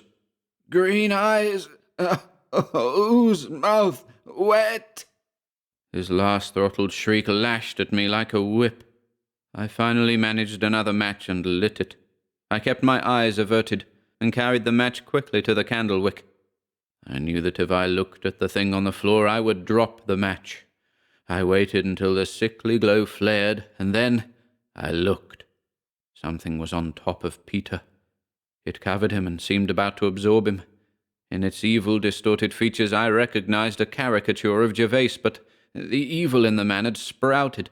It had turned him into a jellyish, fishy monstrosity. His middle was festooned with soft flesh. His legs and arms actually gave, but, worst of all, the body of the creature was covered with greenish scales, and it had pulsating pink suckers on its chest. These were lustily at work on Peter. I thought of the revolver on my bunk, found it, and gripped the butt and leveled it. I aimed it at Peter and the thing on the floor. I fired at the two of them, for I honestly had no intention of sparing Peter. I knew that Peter would not want it, and the mute appeal in his eyes was unmistakable. Again, objects refused to retain their identity in my sight. I cracked mentally. I have a vague recollection of bringing two bodies on deck. I remember one was light, brittle, and hollow like an empty matchbox. The other, wet and strangely heavy, silvered its path with slime as I laboriously dragged it up the companionway. In the dim half-glow of the ship's watchlights, I bent over the bodies. Peter was done for. There was no doubt about it. My merciful shot at short range had found its mark, and one temple was singed with powder. I stooped and lifted him tenderly. Then, with a sob, I lowered him gently into the ocean. I stood for a moment looking over the side, thinking of the finality of it all, and watching the ever-widening ripples on the surface of the oily water. Finally, I turned to regard what was Gervais. With a mingling of loathing and interest, I unhooked a lantern and set it near his head. The sickly glow jumped and played on the cruel, twisted features. To my surprise, I perceived a slit deep in the folds of his neck, very much like the breathing organs of a fish. The gill was rigid and distended now, revealing a dark inner lining of red. The body exuded an oily scum, malodorous even in the clean salt air. I hunched closer over the body, and to my amazement a look of ineffable happiness and gratitude had suffused Gervais's face. Was it the weird light, the softening touch of death, or final liberation? No one will ever know. But I do not think it requires an answer. I am ready to be finished with the entire matter, just as Gervais is finished. I later went down into Gervais's cabin and breathed deeply of the fresh, clean air that blew through it. June 26th. We are saved. There is a breeze this morning. The heavy canvas is bellying, and all hands are busy forward. The grey sky above us is sagging like a wet blanket filled with spring rains. Our casks are on deck waiting for the downpour.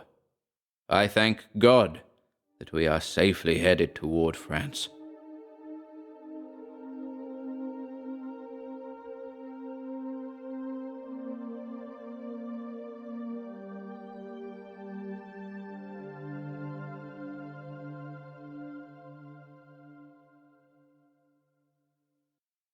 Doom of the House of Duryea by Earl Peirce, Jr. 1. Arthur Duryea, a young, handsome man, came to meet his father for the first time in 20 years. As he strode into the hotel lobby, long strides, which had the spring of elastic in them, idle eyes lifted to appraise him, for he was an impressive figure, somehow grim with exultation. The desk clerk looked up with his habitual smile of expectation. "How do you do, Mr. So-and-so?" and his fingers strayed to the green fountain pen which stood in a holder on the desk. Arthur Duryea cleared his throat, but still his voice was clogged and unsteady. To the clerk he said, "I'm looking for my father, Dr. Henry Duryea. I understand he is registered here. He has recently arrived from Paris." The clerk lowered his glance to a list of names. "Dr. Duryea is in Suite 600, 6th floor." He looked up, his eyebrows arched questioningly. "Are you staying too, sir, Mr. Duryea?" Arthur took the pen and scribbled his name rapidly. Without a further word, neglecting even to get his key and own room number, he turned and walked to the elevators. Not until he reached his father's suite on the 6th floor did he make an audible noise, and this was a mere sigh which fell from his lips like a prayer. The man who opened the door was unusually tall, his slender frame clothed in tight-fitting black. He hardly dared to smile. His clean-shaven face was pale, an almost livid whiteness against the sparkle in his eyes. His jaw had a bluish luster. "Arthur." The word was scarcely a whisper. It seemed choked up quietly, as if it had been repeated time and again on his thin lips. Arthur Duryea felt the kindliness of those eyes go through him, and then he was in his father's embrace. Later, when these two grown men had regained their outer calm, they closed the door and went into the drawing-room. The elder Duryea held out a humidor of fine cigars, and his hand shook so hard when he held the match that his son was forced to cup his own hands about the flame. They both had tears in their eyes, but their eyes were smiling. Henry Duryea placed a hand on his son's shoulder. "This is the happiest day of my life," he said. "You can never know how much I have longed for this moment." Arthur, looking into that glance, realized with growing pride that he had loved his father all his life, despite any of those things which had been cursed against him. He sat down on the edge of a chair. I don't know how to act," he confessed. "You surprise me, Dad. You're so different from what I had expected." A cloud came over Dr. Duryea's features. "What did you expect, Arthur?" he demanded quickly. "An evil eye, a shaven head, and knotted jowls?" "Please, Dad, no." Arthur's words clipped short. "I don't think I ever really visualized you. I knew you would be a splendid man, but I thought you'd look older, more like a man who has really suffered." "I have suffered, more than I can ever describe, but seeing you again and the prospect of spending the rest of my life with you is more than compensated for my sorrows. Even during the 20 years we were apart, I found an ironic joy in learning of your progress in college and in your American game of football." "Then you've been following my work?" "Yes, Arthur.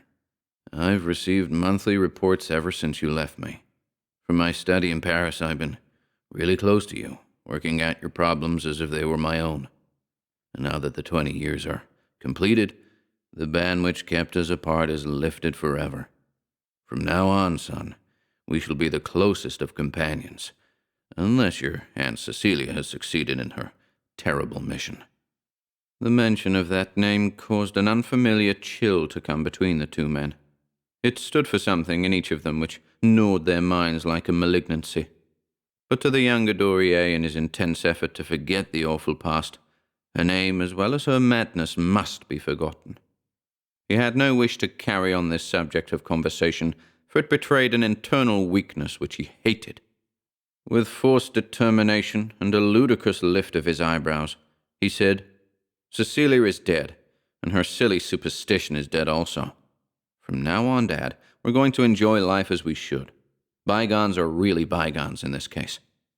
Dr. Duryea closed his eyes slowly, as though an exquisite pain had gone through him.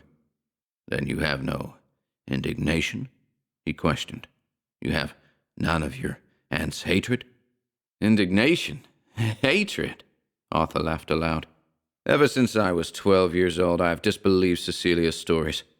I have known that those horrible things were impossible, that they belonged to the ancient category of mythology and tradition. How, then, can I be indignant, and how can I hate you? How can I do anything but recognize Cecilia for what she was, a mean, frustrated woman, cursed with an insane grudge against you and your family? I tell you, Dad, that nothing she has ever said can possibly come between us again." Henry Duryea nodded his head. His lips were tight together, and the muscles in his throat held back a cry. In that same soft tone of defense, he spoke further, doubting words. "Are you so sure of your subconscious mind, Arthur? Can you be so certain that you are free from all suspicion, however vague? Is there not a lingering premonition which warns of peril?" "No, Dad, no!" Arthur shot to his feet. "I don't believe it. I've never believed it. I know, as any sane man would know, that you are neither a vampire nor a murderer. You know it too, and Cecilia knew it, only she was mad. That family rot is dispelled, Father. This is a civilized century, and belief in vampirism is sheer lunacy. Why, it's too absurd even to think about." "You have the enthusiasm of youth," said his father, in a rather tired voice. "But have you not heard the legend?" Arthur stepped back instinctively. He moistened his lips, for their dryness might crack them. "The legend?" He said the word in a curious hush of awed softness, as he had heard his Aunt Cecilia say it many times before. "That awful legend that I eat my children." "Oh, God, Father!" Arthur went to his knees as a cry burst through his lips. "Dad, that's ghastly. We must forget Cecilia's ravings." "You are affected, then?" asked Dr. Duryea bitterly. "Affected? Certainly I'm affected, but only as I should be at such an accusation. Cecilia was mad, I tell you. Those books she showed me years ago and those folk tales of vampires and ghouls, they burned into my infantile mind like acid. They haunted me day and night in my youth and caused me to hate you worse than death itself. But in heaven's name, Father, I've outgrown those things as I've outgrown my clothes. I'm a man now, do you understand that? A man with a man's sense of logic." "Yes, I understand." Henry Duryea threw his cigar into the fireplace and placed a hand on his son's shoulder. "We shall forget Cecilia," he said. "As I told you in my letter, I have rented a lodge in Maine where we can go to be alone for the rest of the summer. We'll get in some fishing and hiking and perhaps some hunting. But first, Arthur, I must be sure in my own mind that you are sure in yours. I must be sure you won't bar your door against me at night and sleep with a loaded revolver at your elbow. I must be sure that you're not afraid of going up there alone with me and dying." His voice ended abruptly, as if an age-long dread had taken hold of it. His son's face was waxen, with sweat standing out like pearls on his brow. He said nothing, but his eyes were filled with questions which his lips could not put into words. His own hand touched his father's and tightened over it. Henry Duryea drew his hand away. "I'm sorry," he said, and his eyes looked straight over Arthur's lowered head. "This thing must be thrashed out now. I believe you when you say that you discredit Cecilia's stories, but for a sake greater than sanity, I must tell you the truth behind the legend. And believe me, Arthur, there is a truth." He climbed to his feet and walked to the window which looked out over the street below. For a moment he gazed into space, silent. Then he turned and looked down at his son. "You have heard only your aunt's version of the legend, Arthur. Doubtless it was warped into a thing far more hideous than it actually was, if that is possible. Doubtless she spoke to you of the inquisitorial stake in Carcassonne, where one of my ancestors perished. Also, she may have mentioned that book, Vampires, which a former Duryea is supposed to have written. And certainly she told you about your 2 younger brothers, my own poor motherless children, who were sucked bloodless in their cradles. Arthur Duryea passed a hand across his aching eyes. Those words, so often repeated by that witch of an aunt, stirred up the same visions which had made his childhood nights sleepless with terror. He could hardly bear to hear them again, and from the very man to whom they were accredited. Listen, Arthur, the elder Duryea went on quickly, his voice low with the pain it gave him. You must know that true basis to your aunt's hatred. You must know of that curse of vampirism which is supposed to have followed the Duryeas through 5 centuries of French history, but which we can dispel as pure superstition, so often connected with ancient families. But I must tell you that this part of the legend is true. Your 2 young brothers actually died in their cradles, bloodless, and I stood trial in France for their murder. And my name was smirched throughout all of Europe with such an inhuman damnation that it drove your aunt and you to America, and has left me childless, hated, and ostracized from society the world over. I must tell you that on that terrible night in Duryea Castle, I had been working late on historic volumes of Crespit and Prynne, and on that loathsome tome, The Vampires. I must tell you of the soreness that was in my throat, and of the heaviness of the blood which coursed through my veins, and of that presence which was neither man nor animal, but which I knew was someplace near me, yet neither within the castle nor outside of it, and which was closer to me than my heart, and more terrible to me than the touch of the grave. I was at the desk in my library, my head swimming in a delirium which left me senseless until dawn. There were nightmares that frightened me, Arthur, a grown man who had dissected countless cadavers in morgues and medical schools. I know that my tongue was swollen in my mouth, and that brine moistened my lips, and that a rottenness pervaded my body like a fever. I can make no recollection of sanity or of consciousness. That night remains vivid, unforgettable, yet somehow completely in shadows. When I had fallen asleep, if in God's name that it was sleep, I was slumped across my desk. But when I awoke in the morning, I was lying face down on my couch. So you see, Arthur, I had moved during that night, and I had never known it. What I'd done and where I'd gone during those dark hours will always remain an impenetrable mystery. But I do know this. On the morrow I was torn from my sleep by the shrieks of maids and butlers, and by that mad wailing of your aunt. I stumbled through the open door of my study, and in the nursery I saw those 2 babies there, lifeless, white, and dry like mummies, and with twin holes in their necks that were caked black with their own blood. Oh, I don't blame you for your incredulousness, Arthur. I cannot believe it yet myself, nor shall I ever believe it. The belief of it would drive me to suicide, and still the doubting of it drives me mad with horror. All of France was doubtful, and even the savants who defended my name at the trial found that they could not explain it nor disbelieve it. The case was quieted by the Republic, for it might have shaken science to its very foundation and split the pedestals of religion and logic. I was released from the charge of murder, but the actual murder has hung about me like a stench. The coroners who examined those tiny cadavers found them both dry of all their blood, but could find no blood on the floor of the nursery nor in the cradles. Something from hell stalked the halls of Duryea that night, and I should blow my brains out if I dared to think deeply of who that was. You too, my son, would have been dead and bloodless if you hadn't been sleeping in a separate room with your door barred on the inside. You were a timid child, Arthur. You were only 7 years old, but you were filled with the folklore of those mad Lombards and the decadent poetry of your aunt. On that same night, while I was someplace between heaven and hell, You also heard the padded footsteps on the stone corridor, and heard the tugging at your door handle. For in the morning you complained of a chill, and of terrible nightmares which frightened you in your sleep. I only thank God that your door was barred." Henry Duryea's voice choked into a sob, which brought the stinging tears back into his eyes. He paused to wipe his face, and to dig his fingers into his palm. "You understand, Arthur, that for 20 years under my sworn oath at the Palace of Justice I could neither see you nor write to you.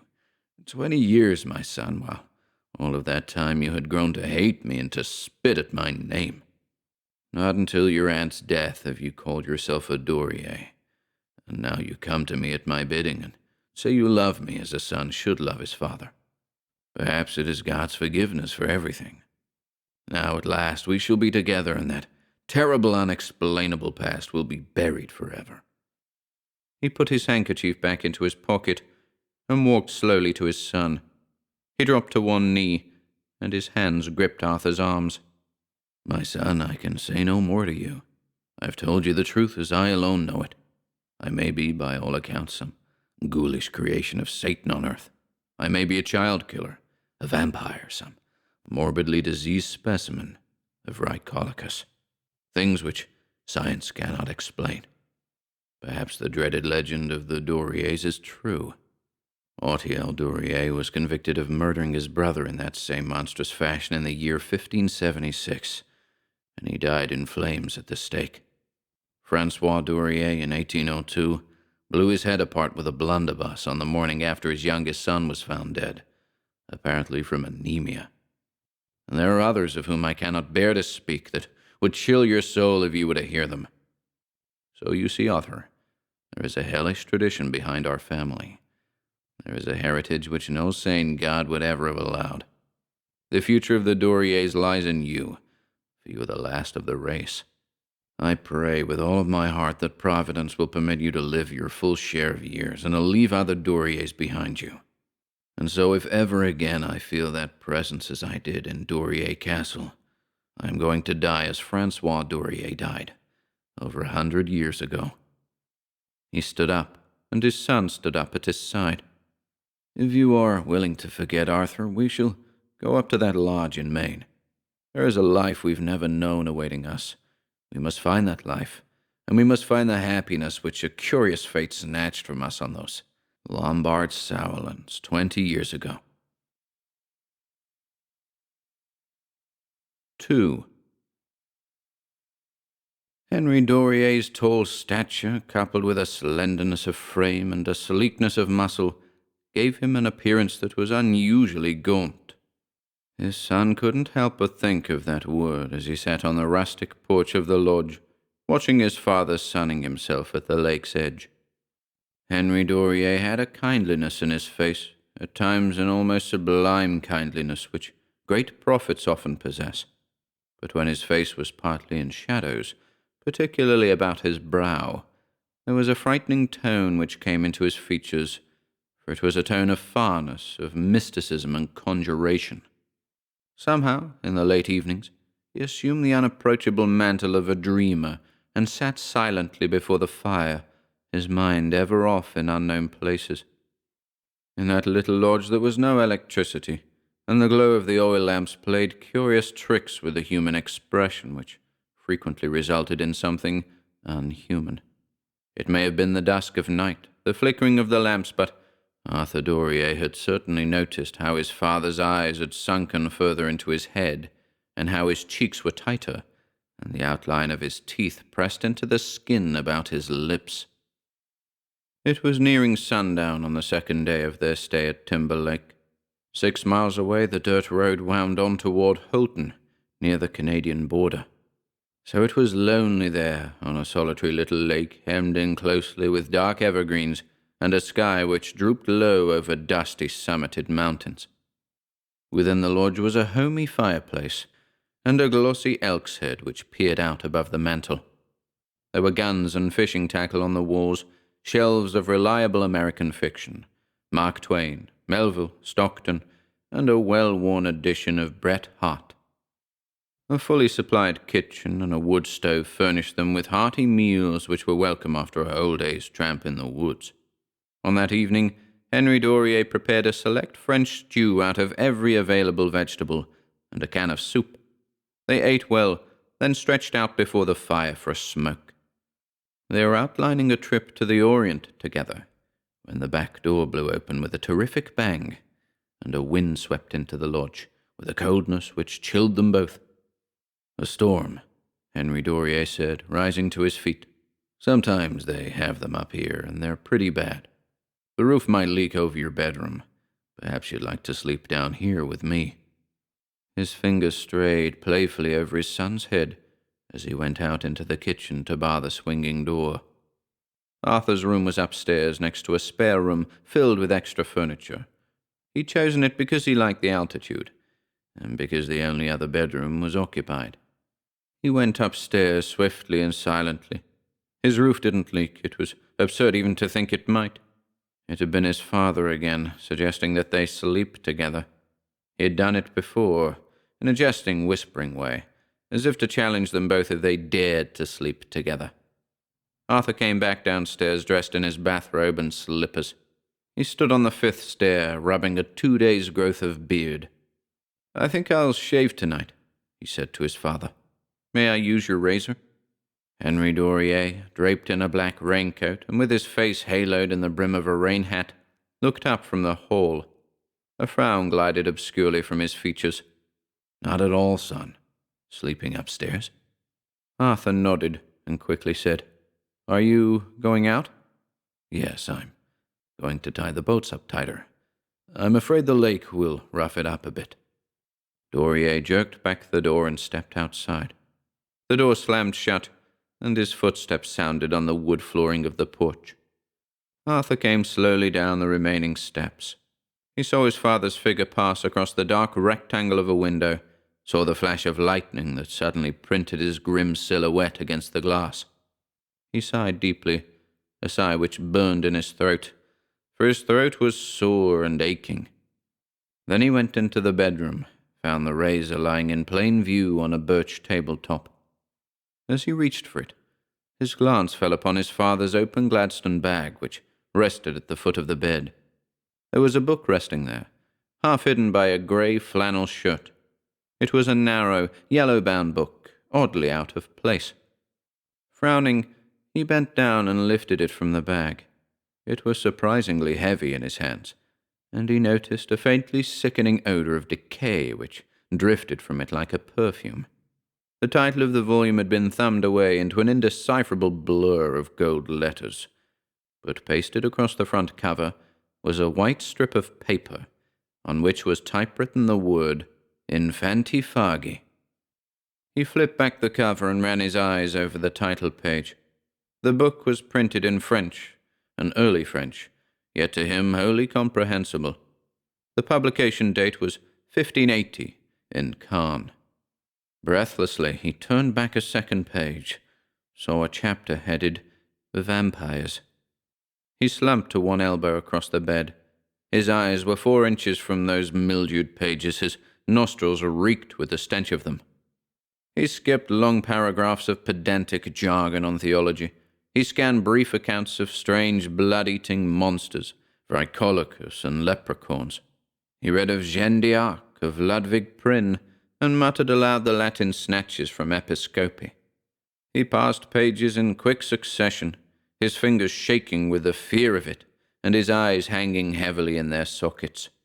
He saw vague reference to Enoch, and saw the terrible drawings by an ancient Dominican of Rome. Paragraph after paragraph he read, the horror-striking testimony of Nida's Anthill, the testimony of people who died shrieking at the stake, the recitals of grave tenders, of jurists and hangmen. Then, unexpectedly, among all of this monumental vestige, there appeared before his eyes the name of Duryea, and he stopped reading as though invisibly struck. Thunder clapped near the lodge and rattled the window panes. The deep rolling of bursting clouds echoed over the valley, but he heard none of it. His eyes were on those 2 short sentences which his father, someone, but underlined with dark red crayon. The execution, 4 years ago, of Autiel Duryea does not end the Duryea controversy. Time alone can decide whether the demon has claimed that family from its beginning to its end. Arthur read on about the trial of Autiel Duryea before Veneti, the Carcassonnian Inquisitor General, read with mounting horror the evidence which had sent that far-gone Duryea to the pillar, the evidence of a bloodless corpse who had been Autiel Duryea's young brother.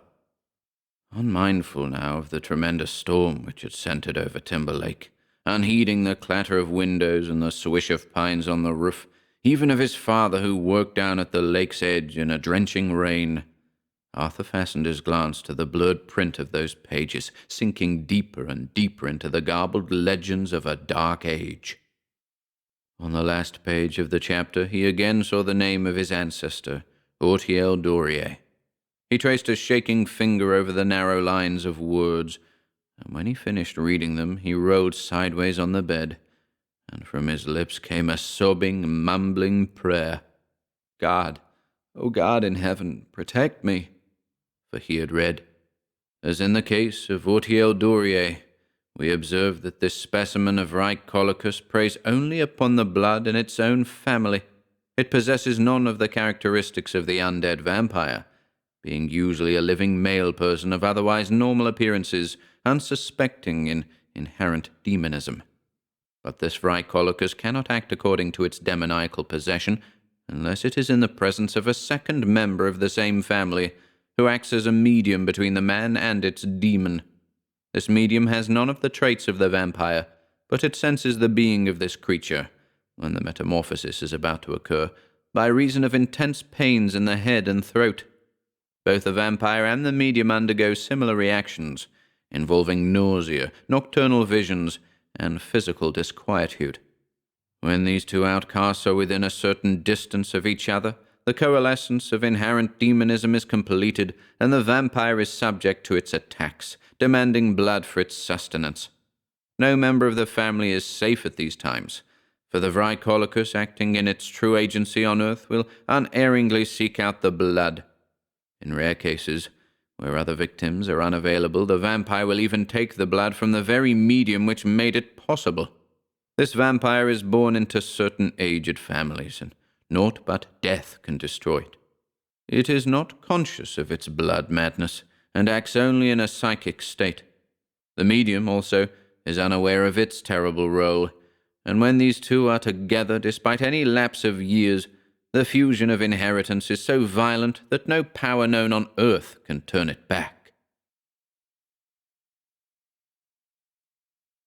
3.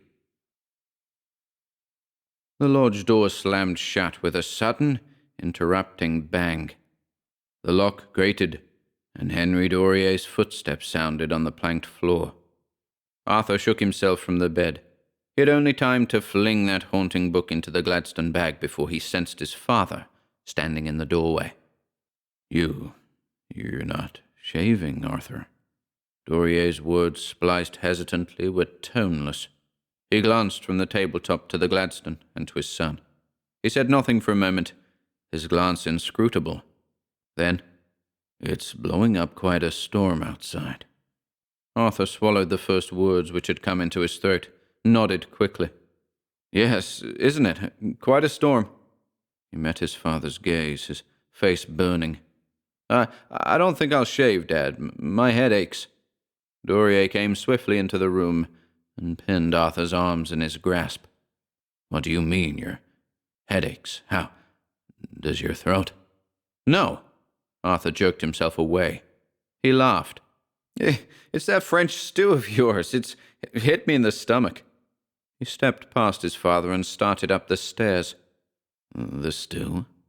Duryea pivoted on his heel. "Possibly. I think I feel it myself." Arthur stopped, his face suddenly white. "You, too?" The words were hardly audible. Their glances met, clashed like dueling swords. For 10 seconds, neither of them said a word or moved a muscle. Arthur from the stairs looking down, his father below gazing up at him. In Henry Duryea the blood drained slowly from his face, and left a purple etching across the bridge of his nose and above his eyes. He looked like a death's head. Arthur winced at the sight and twisted his eyes away. He turned to go up the remaining stairs. "Son." He stopped again. His hand tightened on the banister. "Yes, Dad?" Duryea put his foot on the first stair. "I want you to lock your door tonight. The wind would keep it banging." "Yes," breathed Arthur, and pushed up the stairs to his room. Dr. Duryea's hollow footsteps sounded in steady, unhesitant beats across the floor of Timberlake Lodge. Sometimes they stopped, and the crackling hiss of a sulphur match took their place. Then perhaps a distended sigh, and again footsteps. Arthur crouched at the open door of his room. His head was cocked for those noises from below. In his hands was a double-barrel shotgun of violent gauge. Thud, thud, thud. Then a pause, the clinking of a glass and the gurgling of liquid. The sigh, the tread of his feet over the floor. "He's thirsty," Arthur thought. Thirsty. Outside, the storm had grown into fury. Lightning zigzagged between the mountains, filling the valley with weird phosphorescence. Thunder, like drums, rolled incessantly. Within the lodge, the heat of the fireplace piled the atmosphere thick with stagnation. All the doors and windows were locked shut. The oil lamps glowed weakly, a pale, anemic light. Henry Duryea walked to the foot of the stairs and stood looking up. Arthur sensed his movements and ducked back into his room, the gun gripped in his shaking fingers. Then Henry Duryea's footsteps sounded on the first stair. Arthur slumped to one knee. He buckled a fist against his teeth as a prayer tumbled through them. Duryea climbed a second step, and another, and still one more. On the fourth stair he stopped. "Arthur!" His voice cut into the silence like the crack of a whip. "Arthur, will you come down here?" "Yes, Dad." Bedraggled, his body hanging like cloth, young Duryea took 5 steps to the landing. "We can't be zanies," cried Henry Duryea. "My soul is sick with dread. Tomorrow we're going back to New York. I'm going to get the first boat to open sea. Please come down here." He turned about and descended the stairs to his room. Arthur choked back the words which had lumped in his mouth. Half-dazed, he followed. In the bedroom, he saw his father stretched face up along the bed. He saw a pile of rope at his father's feet. "Tie me to the bedposts, Arthur," came the command. "Tie both my hands and both my feet." Arthur stood gaping. "Do as I tell you." "Dad, what? Don't be a fool. You read that book. You know what relation you are to me. I'd always hoped it was Cecilia, but now I know it's you. I should have known it on that night 20 years ago when you complained of a headache and nightmares. Quickly, my head rocks with pain. Tie me!" Speechless, his own pain piercing him with agony, Arthur fell to that grisly task. Both hands he tied, and both feet. Tied them so firmly to the iron post that his father could not lift himself an inch off the bed. Then he blew out the lamps, and without a further glance at that Prometheus, he reascended the stairs to his room and slammed and locked his door behind him. He looked once at the breech of his gun and set it against a chair by his bed. He flung off his robe and slippers, and within 5 minutes he was senseless in slumber. 4. He slept late, and when he awakened his muscles were as stiff as boards, and the lingering visions of a nightmare clung before his eyes. He pushed his way out of bed, stood dazedly on the floor. A dull, numbing cruciation circulated through his head. He felt bloated, coarse and running with internal mucus. His mouth was dry, his gums sore and stinging. He tightened his hands as he lunged for the door. "Dad!" he cried, and he heard his voice breaking in his throat. Sunlight filtered through the window at the top of the stairs. The air was hot and dry, and carried in it a mild odor of decay. Arthur suddenly drew back at that odor, drew back with a gasp of awful fear. for he recognized it. That stench, the heaviness of his blood, the rawness of his tongue and gums. Age-long it seemed, yet rising like a spirit in his memory.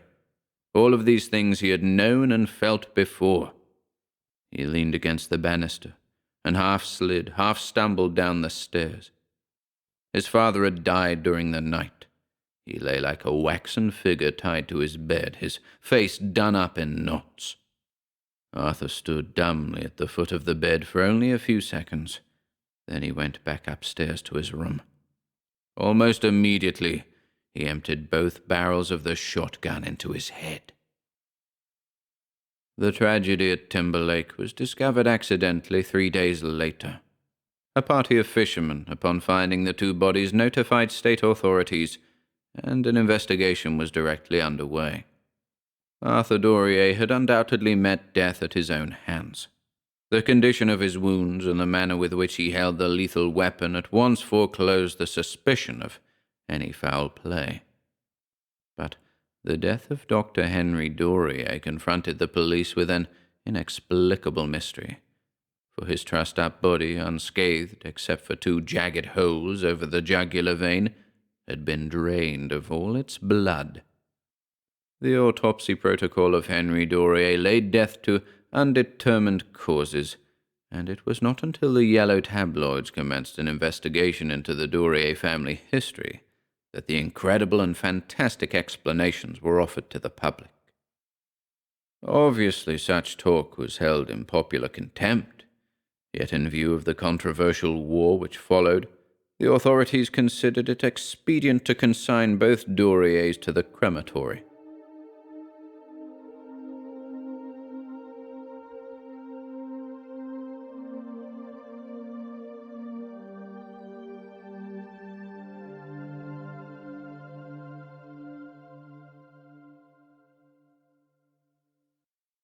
The Piper from Bhutan by David Bernard.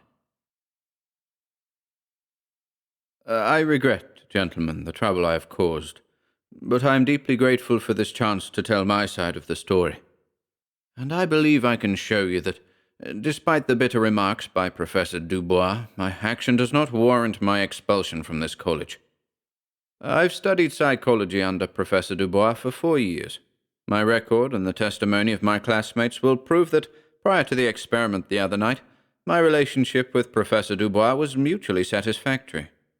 I say now, as I've said, that he's intellectually dishonest and untrue to the spirit of experimental science. The truth, gentlemen, is no insult. It started with the wizened old man from Bhutan. He came to the college with delegates from some mystic society.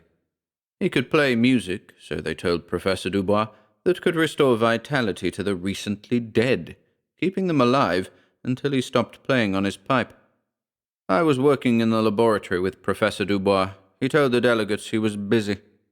Besides, he said, I have tested at least 12 individuals with similar claims in the past and unfailingly showed them up as frauds or clever hypnotists. The thing is just physiologically impossible. When you're dead, as the old saying goes, good day, my friends. Well, I won't repeat what the mystics said, but they left in a huff, taking the shriveled little man in his outlandish costume with them. And soon after we were again disturbed by a visit. It was the professor's brother-in-law, Detective Lieutenant Crane, and he had bad news about Richford Mason, a friend of Professor Dubois. Mason died early this morning, Lieutenant Crane said, snuffed out by an overdose of morphine given to him as medicine. Then he went on to tell the shocked professor that Mason's partner, Rumster, was being held. We know he's guilty as hell, but he's got enough of an alibi to beat conviction if we bring him to trial, unless we can break him. And that, gentlemen, is how the experiment started. Professor Dubois to demonstrate the power of suggestion, his special field in psychology. Lieutenant Crane to break a confession. The professor called the Mystic Society, saying he had decided to give the old Bhutanese piper a scientific test. They apologized for calling him a closed-minded bigot and other choice epithets, and said they'd give him all the space he wanted in the next issue of their magazine to report his findings. They, of course, had already proven the piper's magical ability to their complete satisfaction. They were disappointed when the professor said they couldn't have representation at the experiment, but after all, scientific recognition is scientific recognition. Well, gentlemen, I accompanied the professor, Lieutenant Crane, and the little old piper to the home of a radio impersonator who had known the late Richford Mason. Professor Dubois planned everything. He spoke to the radio artist, with the latter imitating Richford Mason's voice, while the Bhutanese played away on his pipe, and Lieutenant Crane and I worked with a phonographic machine, making records.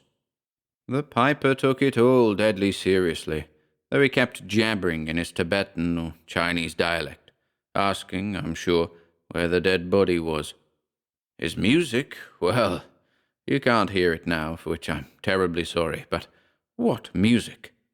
It wailed, seemed to be talking, pleading in a weird melancholy voice that somehow seemed to beat right through you. No melody, as we know the term, just a haunting, lilting strain like nothing I've ever heard before, or hope again to hear. At Professor Dubois' direction, we made 2 excellent recordings, and in a few hours everything was ready. In a secluded house at the end of town, the accused Rumster was made the subject of the experiment. We had the corpse of Richford Mason in one room, in another the Bhutanese piper. In the room where the lieutenant, the professor, and I sat with Rumster were the 2 records. One was on a phonograph on the table. The other was on a phonograph hidden behind the sofa. This hidden machine had a catch protruding just 1/16 of an inch from the corner of the rug. A tug with your shoe-tip would set off the record. Well, First Lieutenant Crane gave Rumster the 3rd degree, but no use. He looked guilty, his voice sounded guilty, and his story had a few frayed edges, but he denied the crime, while admitting he had the best motive for it. Then Professor Dubois, introduced to the accused as a friend of the late Richford Mason, went to work. It made me laugh sardonically to hear the professor build up a case for the subtle revivifying effects of music, that is, the vibrations we call music. In his book, Backgrounds of Psychology, Professor Dubois calls the ancients misguided and misguiding interpreters of natural phenomena, with no just claim whatsoever to science. But to Rumster, he said, the wise men of the ancient world, Asclepiades and Pythagoras, taught and demonstrated the profound effect of music upon the body. The sages of Egypt, indeed, went so far as to bring life to the dead, so it is reliably reported. He went on, citing the reports of travelers in the Orient, and after that sank in, he mentioned the Bhutanese piper. One wise old man, who has astounded observers by his ability to infuse life into the recently dead with the magical music of his pipe, has been brought to this country. And he showed Rumster clippings from the sensational press, which of course had been inspired by the unscientific experiments of the Mystic Society. Well, as the professor kept on, Rumster scoffed, but he was getting uneasy, perspiring, wondering. Then Professor Dubois said, last night, after hearing of the marvelous success of this piper from Bhutan, we brought him to the bier of Richford Mason to try him out. And it worked. Lieutenant Crane cut in. It worked? Rumster yelled, and Lieutenant Crane growled, yeah, that's what I said, and we got his word that you did it, murdered him. While Rumster chafed and squirmed, the lieutenant calmly fished a typed confession from his pocket and gave it to Rumster to sign. But Rumster whimpered, you can't fool me like that. This is no joke, Rumster, Professor Dubois said very gravely. We made a phonographic recording of what happened last night, when the strange music of the Bhutanese piper lured the soul of Richford Mason, your late partner, back to his dead body. I know, Rumster. I spoke to Mason. One thing I can't take away from Professor Dubois. He is a master of suggestion, and he demonstrated it that night. Rumster forced a laugh, but fooled nobody. He was scared. Still, he would not sign the confession. At Professor Dubois' signal, I walked to the phonograph on the table, and after a few more questions, the professor said, go ahead. You should have seen Rumster's eyes pop as the record started.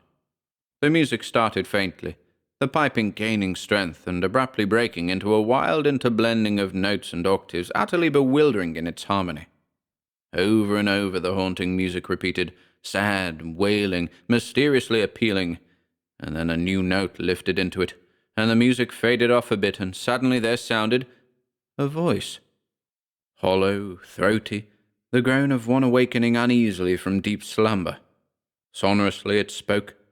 "Who calls me? Why do you wake me? What do you want?" "Mason," Rumster wheezed, and from the phonograph came the voice of Professor Dubois, quivering. "It is I, John Dubois." "Oh," came the monotonously dull voice. "Why am I called back?" "A matter of justice, Richford. A question to ask."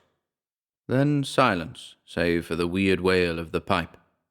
Again the voice of Dubois. "Please, Richford, do not sleep, just for a while. Please, do you hear me?" "I do, I hear you, but this pains. What do you want?" "Tell me, who killed you?" "I'm not dead." "I know." "You do not know.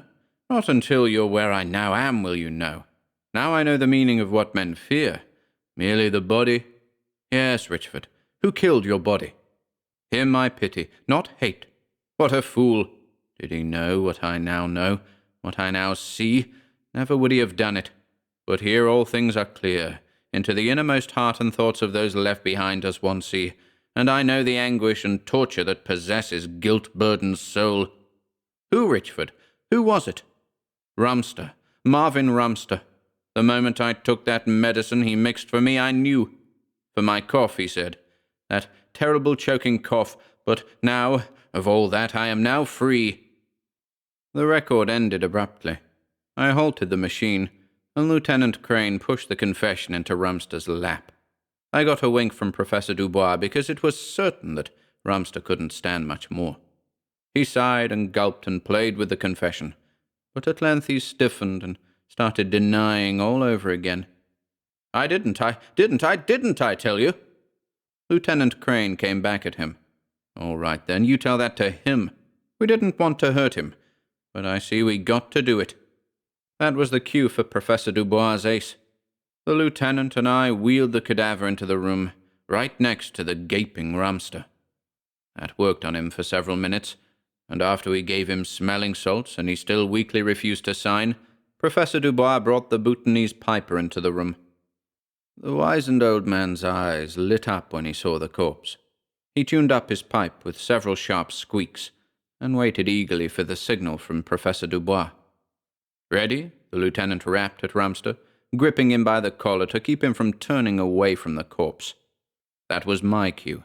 I sidled over to the corner, so that catch just barely protruding from the rug would be in easy reach of my toe to set the second record going. "Ready?" repeated the lieutenant, shaking Rumster. "What for?" "To talk to Mason as soon as he comes back.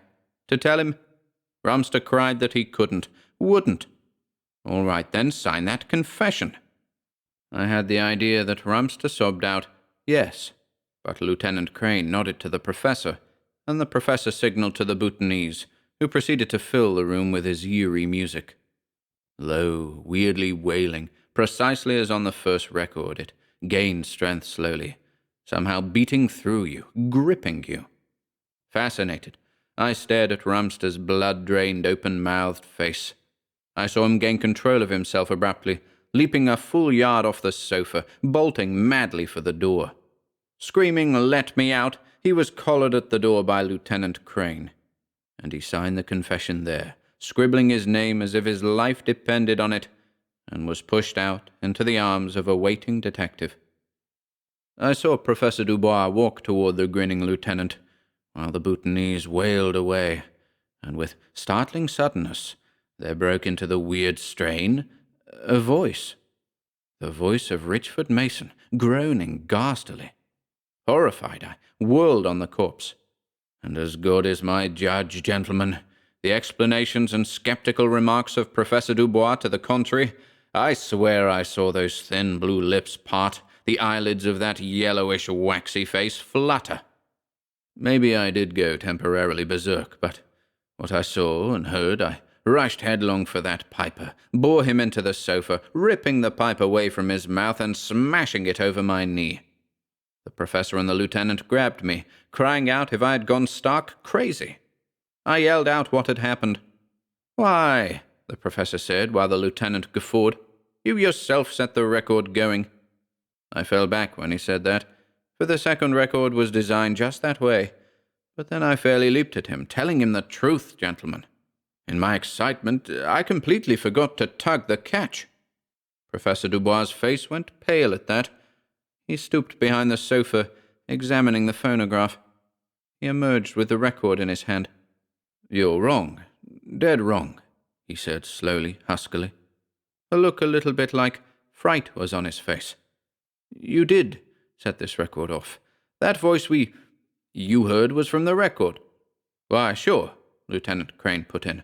"Only a guy as guilty as Rumster would believe this music humbug. When you're dead—" But I looked down at the catch protruding from the rug. Not a centimetre more than the 16th of an inch at which it had originally been fixed was it protruding. The professor laughed when I showed that to him, and he laughed again when I asked him why he hadn't shown the record to me to prove I was wrong, instead of so hurriedly taking it from the hidden phonograph. And I asked him why the ghastly groaning had stopped precisely when I ripped that pipe from the Bhutanese, and he called me a gullible, sophomoric fool. When you threw the old man into the sofa, the impact jarred the phonograph, halting the record. That forced upon me how the mind of a scientist, no less than the zealous religionists, can become grooved and open only to orthodoxy. But as I turned angrily to leave, I saw one more thing. And what I saw, coupled with a furious outburst I got from Professor Dubois when I mentioned it, made me fly off the handle and tell the professor the strong but true words for which he now would have me expelled. I saw the arms of Richford Mason, the lifeless arms which had been folded across his chest in a posture of serene repose. I saw them hanging limply, almost trailing to the floor, from the sides of the table bed.